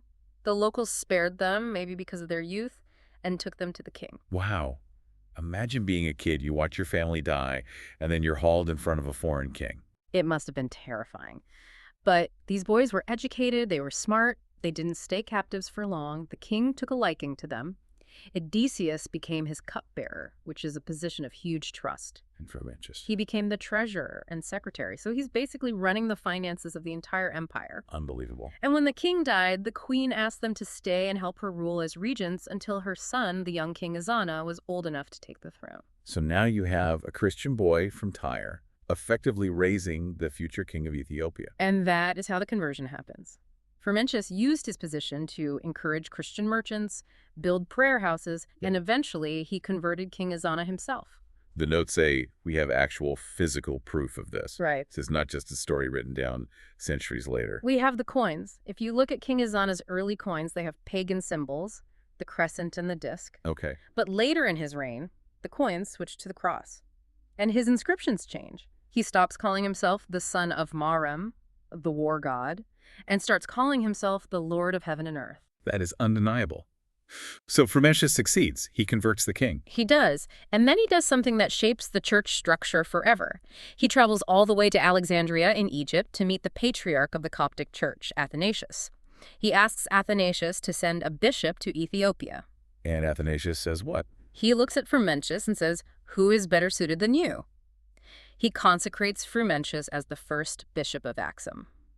They gave him the name Abba Salama, the Father of Peace. And that link to Egypt, it stuck. For 1,600 years, until the mid-20th century, the head of the Ethiopian church was always an Egyptian bishop appointed by the Coptic Pope. That's a long time to have foreign leadership. Okay. So the court is Christian, the king is Christian. But usually religion takes a while to trickle down to the average person. How did it spread? That happened a bit later, around 480 AD. And it happened because of, oddly enough, a refugee crisis. Refugees from where? From the Roman Empire. The church there was going through a nasty divorce called the Council of Chalcedon. They were arguing over the nature of Christ divine versus human. It got very political, very heated. So people on the losing side had to run. Exactly. A group known as the Nine Saints fled to Ethiopia to escape persecution. And they were the ones who really did the work on the ground. They translated the Bible into Ge'ez, the local language. They built monasteries. They integrated the faith into the local culture. Which brings us to another snake story. The notes mention the snake rope. Please tell me this is literal. It is part of the legend of Abba Aragawi, one of those 9 saints. He wanted to build a monastery on top of a place called Debre Damo. It's a mesa with these sheer vertical cliffs. There's no way up. Great for defense, bad for construction. Right. So the legend says a large serpent lowered its tail down the cliff face. Abba Aragawi grabbed hold and the snake pulled him up to the summit. That beats taking the stairs. And you know, if you go to Debre Damo today, the only way up is still being hauled up the cliff by a leather rope. Okay, thankfully not a snake anymore. Not a snake anymore. And so by the 6th century, you have this thriving Christian civilization. But then the world shifts. Islam rises in the 7th century, and usually we expect immediate conflict between these powers. But here, it actually starts with a friendship, a very important one. What happened? It's called the First Hijra. When the Prophet Muhammad's early followers were being persecuted in Mecca, he told them to flee to Ethiopia. He called it a land of righteousness where they would be safe. And the Christian king took them in. He did. The leaders of Mecca sent emissaries demanding the refugees back, but the king refused. He protected them. So there was mutual respect at first. At first, yes. And that act of kindness bought them peace for a long time. But geopolitics eventually wins out. As Islam spread, Muslim powers took control of the Red Sea trade routes. They took the Dahlak Islands, the ports. So Ethiopia got landlocked. Economically strangled. Yeah. And cut off. This is where the isolation really begins. They lost contact with the rest of Christendom. And when a kingdom gets isolated and poor, things get unstable. Enter the Dark Ages. And a woman named Queen Gudit. The Queen of Destruction. Yeah, the notes describe her as a total nightmare for the church. She is the ultimate villain in Ethiopian history. We're still not totally sure of her background. Some say pagan, others say she was from a Jewish sect. But she hated the Aksumite Christian Empire. And in the 10th century, she just went on a rampage. What kind of damage are we talking about? Complete devastation. She hunted down the royal family. She burned the ancient churches. She laid waste to the city of Axum. She tried to literally wipe the religion off the map. But it sounds like she almost succeeded. She broke the power of Axum, for sure. The center of power had to move south just to survive. This leads to a confusing period where a new dynasty eventually takes over. The Zagwe dynasty. The notes call them usurpers. Why didn't people like them? Because they weren't Solomonic. They couldn't trace their lineage back to Menelik and the Queen of Sheba. They were Aga people. So the church and the people viewed them as illegitimate. It's a tough spot. You're the king, but everyone thinks you're a fake. How do you fix that? Well, if you can't prove your DNA, you prove your piety. You build something so miraculous that people have to say, okay, God must be with this guy. And that is King Lalibela. Exactly. Now, to understand what Lalibela did, you have to look at what was happening in the rest of the world. It's the late 1100s. Jerusalem, the real Jerusalem, has been captured by Saladin. So Christian pilgrims can't get there anymore. Right. So Lalibela has an idea. He decides to build a new Jerusalem right there in Ethiopia. He even named the local river Jordan. But he didn't want to build normal churches. He wanted to build something eternal. The rock-hewn churches. Yes. And I want to emphasize what rock-hewn means. They didn't quarry stone and stack it up. They found a flat surface of volcanic rock, and they dug down. They carved a trench, leaving a massive block in the middle, and then carved that block into a church, inside and out. Windows, pillars, doors, everything from one single piece of stone. All from one piece. It's an engineering nightmare. If you make one mistake, one crack, the whole thing is ruined. You can't just replace a brick. How did they even do it? Well, the tradition says that the workers toiled during the day, and at night, angels came down and did twice as much work. That was Lalabella's argument for legitimacy. Look at this. Humans couldn't do this alone. It's a compelling argument. The notes also mention another Zagwe king, Imrahan Christos, who had a different way of showing power. He chose hard power. He sent a letter to the rulers in Egypt who were persecuting Christians at the time. He threatened to divert the Nile River. Wait, he threatened to turn off the water to Egypt? It sounds impossible, but since the Blue Nile originates in the Ethiopian highlands, it was a terrifying threat. Stop hurting my people or I stop your water. It shows that even in isolation, they had leverage. But despite the rock churches and the threats, the Zagwe eventually fell. They did. In 1270, a man named Yikuno Amlak overthrew them and restored the Solomonic line. Okay, so the rightful kings are back, the usurpers are gone. You'd think this would be a time of peace. You would think. But as soon as the political war ended, a theological war started. And this one is fascinating because it was about something that seems so minor to us today. The calendar. The Sabbath. Specifically, which day? Saturday or Sunday? I feel like most Christians would say Sunday. Right. But remember those deep Jewish roots we talked about? A powerful monk named Abba Iwastatewos stood up and said, no, we are the children of Zion. We must observe the Saturday Sabbath like the Jews and the Sunday Sabbath for the resurrection. He wanted a 2-day weekend. He did. But the Egyptian bishops, who were still in charge, remember, hated it. They called it heresy, too Jewish. They persecuted Iwastatewos and his followers so badly they had to flee into exile. It split the church right down the middle for over a century. How do you resolve a civil war over a day of the week? It took a very strong emperor, Zara Yacob, in the 15th century. He was a scholar king, very intense. He finally stepped in, just said, stop fighting, we will do both. A compromise. A codification. He made it the law of the land. That unique blend of Judaism and Christianity was finally official. It just seems like every single time this church gets comfortable, a new disaster strikes. Because the 16th century sounds like the closest they ever came to total extinction. The invasion of Ahmed Gran, the left-handed. This wasn't just a border raid, was it? No, this was a jihad declared by the Erol Sultanate. Gran had one goal, break the Christian kingdom completely, and he had the upper hand. Better weapons, better organization. The notes mention he burned libraries. He burned everything. Yeah. Churches that had stood for 1,000 years, monasteries full of ancient manuscripts. It was, as I said before, cultural erasure. The emperor at the time, Lebna Dengel, spent his final years running from cave to cave, hunted like an animal. It sounds hopeless. How did they survive that? A technological twist. The emperor's son had sent a desperate plea to the Portuguese. Why the Portuguese? They were the naval power of the time, and they were fellow Christians. A small force, only about 400 musketeers, arrived in Ethiopia. 400? That doesn't sound like much of an army. It wasn't about the numbers, it was about the boom. They brought matchlock muskets. Gran's forces had never faced firearms like that. In 1543, at the Battle of Wanadaga, the tables turned. Gran was shot and killed. And without the leader. The invasion just collapsed. Ethiopia was saved, but it was a scarred survivor. They had lost so much art, literature, and wealth. When you look at this entire timeline, it is just exhausting to even talk about. You have the Serpent Kings, the shipwreck, the isolation, the rock churches, the internal schisms, and then this near apocalypse with Gran. And yet the church is still there. That's a big question I have. The notes keep mentioning isolation. And usually we think of isolation as a bad thing. If you're isolated, you fall behind. You become obsolete. That is the modern globalist view. But what if you look at it from the perspective of preservation? Because Ethiopia was cut off by the mountains, by the Islamic powers surrounding it, it missed out on everything that was happening in Europe. It missed the Reformation, the Enlightenment. It missed all of it. It didn't go through the reforms that changed the Roman or Protestant churches.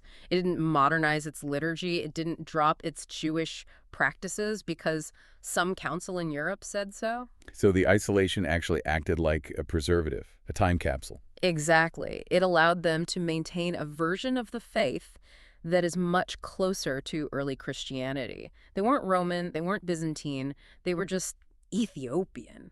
It's a fascinating way to look at it. We always try to be connected, but sometimes being cut off is the only way to stay true to who you are. It's what makes their identity so incredibly strong, even today. Well, there you have it. A church built on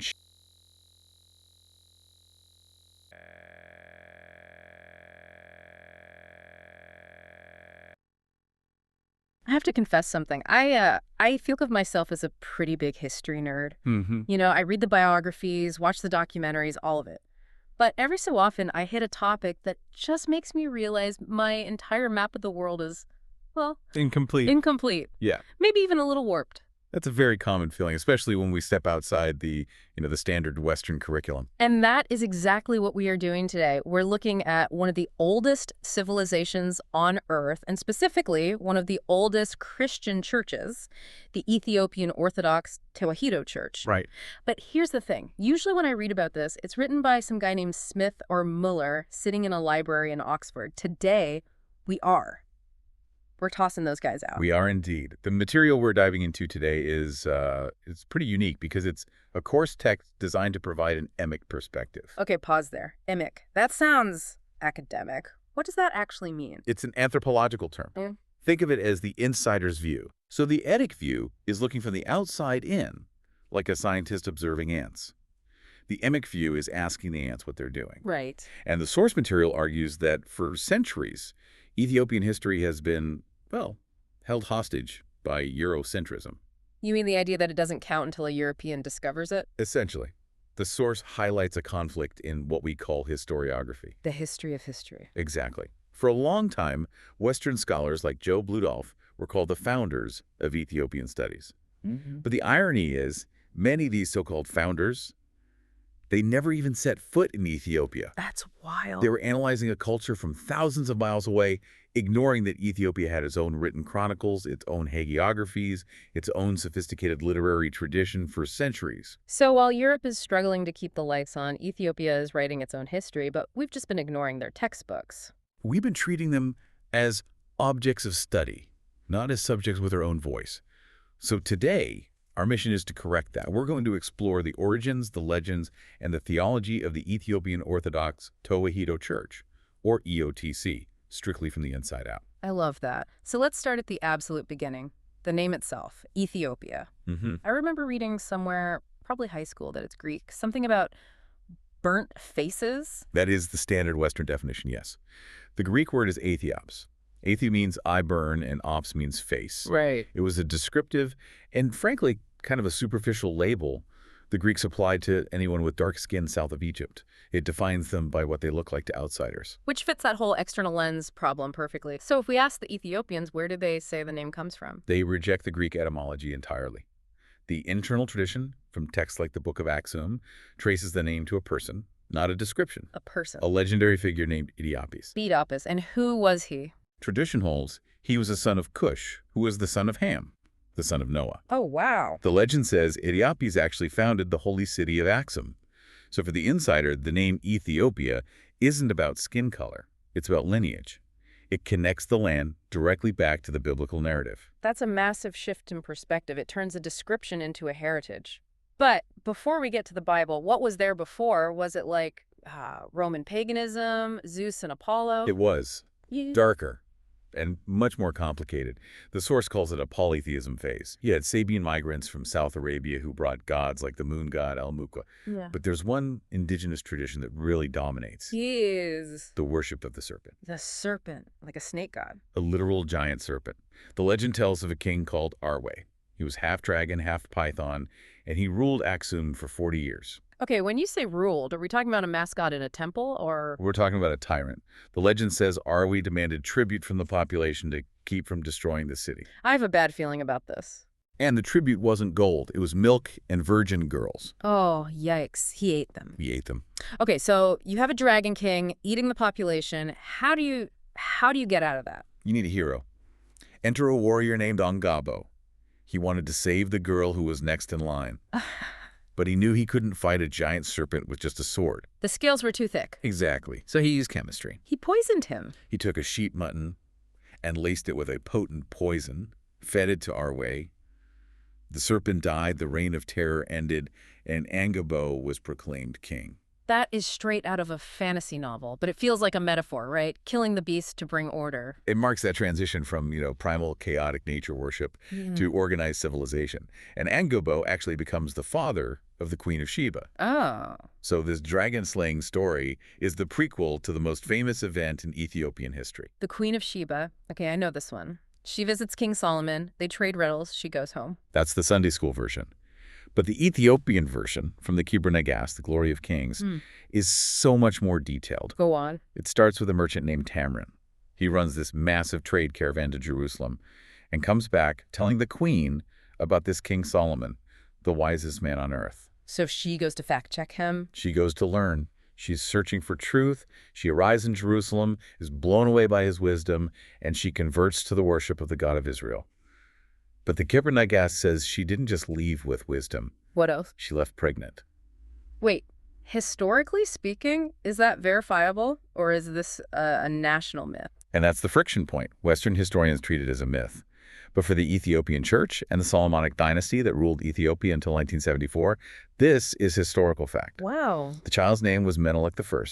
He grows up in Ethiopia, and when he comes of age, he asks to visit his father. He goes back to Jerusalem. He does. And Solomon recognizes him instantly, wants him to stay and rule Israel, but Menelik refuses. He wants to go home. So Solomon sends him back with the firstborn sons of the high priests and nobles of Israel. So he's importing the aristocracy of Israel into Africa. It's not just the people he takes. This is the part that changes everything. Tradition says that Menelik, or maybe the priests with him, took the Ark of the Covenant. The actual Ark, with the 10 Commandments. The very same. The belief is that the Ark was moved from Jerusalem to Ethiopia, where it resides to this day in the city of Aksum. Okay, that is a massive claim. But why does it matter? I mean, besides the Indiana Jones factor, what does having the Ark actually do for the church? It creates a Zionist ideology. The belief is that God's favor, his physical presence, transferred from Israel to Ethiopia. Ethiopia became the new Zion. And because of this connection, the Ethiopian Orthodox Church looks very, very different from Catholic or Protestant churches. How so? Like, do they still follow the Old Testament laws? Many of them, yes. The source material calls this the religion by the law phase. To this day, the EOTC practices male circumcision. They observe the Sabbath on Saturday, not just Sunday. Really, Saturday? Saturday. And they have dietary laws that mirror Leviticus clean and unclean animals. You won't find pork on the menu. That is fascinating. Usually in Christianity, you hear that the old law was fulfilled, but they kept it. They view it as a cumulative inheritance. They didn't replace the Old Testament, they added the New Testament to it. Even their church architecture mirrors the temple in Jerusalem. With the Holy of Holies. With a Holy of Holies that only the priests can enter. So you have this foundation, Dragon Slayer, Solomonic blood, the Ark, Jewish law, but at some point, it becomes Christian. How does that happen? It actually happens in 3 distinct waves, 3 evangelizations. And the first one is surprisingly early. It's the story of the Ethiopian eunuch in the Bible in Acts chapter 8. Oh, right, the guy in the chariot. Exactly. The treasurer to Queen Candace. He'd traveled all the way to Jerusalem to worship, which again proves that connection to Judaism was already there. Good point. On his way back, he's reading Isaiah. Philip the apostle runs up, explains it's about Jesus, and the eunuch accepts it immediately. And the source made a big deal about him being the first Gentile convert. Which implies that the seed of Christianity was planted in Ethiopia in the 1st century A.D., Yeah. well before most of Europe. But that was just one man. It didn't change the state. For that, we need to fast forward to the 4th century and talk about a shipwreck. A shipwreck? This sounds like a movie. It really is. A philosopher, Meropius, is traveling with 2 young boys, Frumentius and Odysseus. They dock at a port on the Red Sea. But the local population has a dispute with Rome. Oh, that sounds dangerous. It was fatal. The whole crew, Meropius included, is massacred. But the 2 boys are found under a tree, reading. The locals spare them and take them as gifts to the king of Aksum. Talk about a twist of fate. One minute you're a tourist, the next you're a slave. But Frumentius was brilliant. He gains the king's trust. He rises from captive to royal treasurer and tutor to the crown prince, Izana. Wow. When the king dies, the queen asks Frumentius to help her rule until Izana is old enough. So this shipwrecked kid is effectively running the empire. And he uses that power to lay the groundwork. He encourages Roman merchants to build prayer houses. And when Izurna takes the throne, Frumentius travels to Alexandria, Egypt. He goes to see Patriarch Athanasius, a huge figure in church history, and says, Ethiopia needs a bishop. And let me guess, Athanasius picks him. Yeah. He says, who is better qualified than you? Frumentius returns as Abba Salama, the father of peace.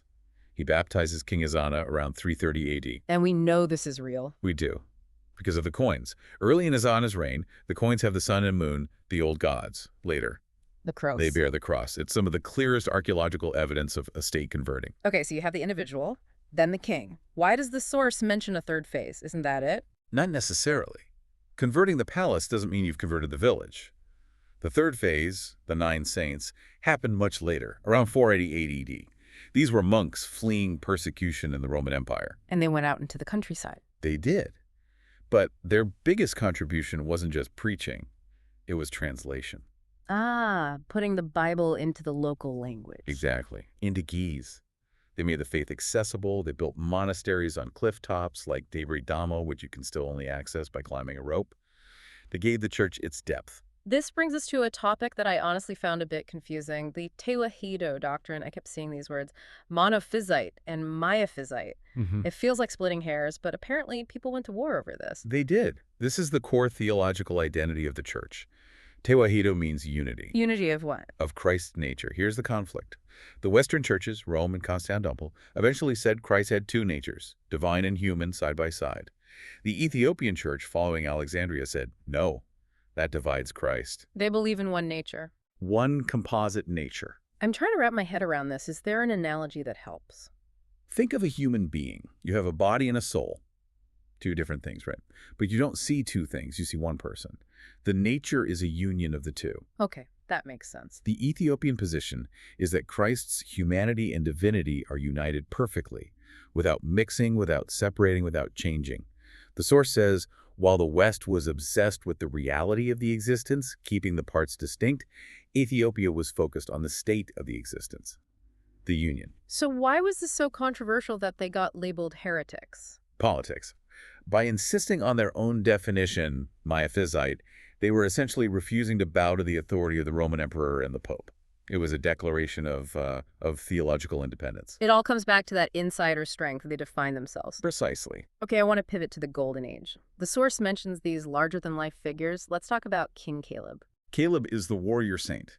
He ruled in the 6th century when Aksum was a genuine superpower, controlling trade between Rome, Persia, and India. And he gets involved in a war across the Red Sea, in Yemen. Yes, a local ruler there had converted to Judaism and began violently persecuting Christians, burning churches, massacres.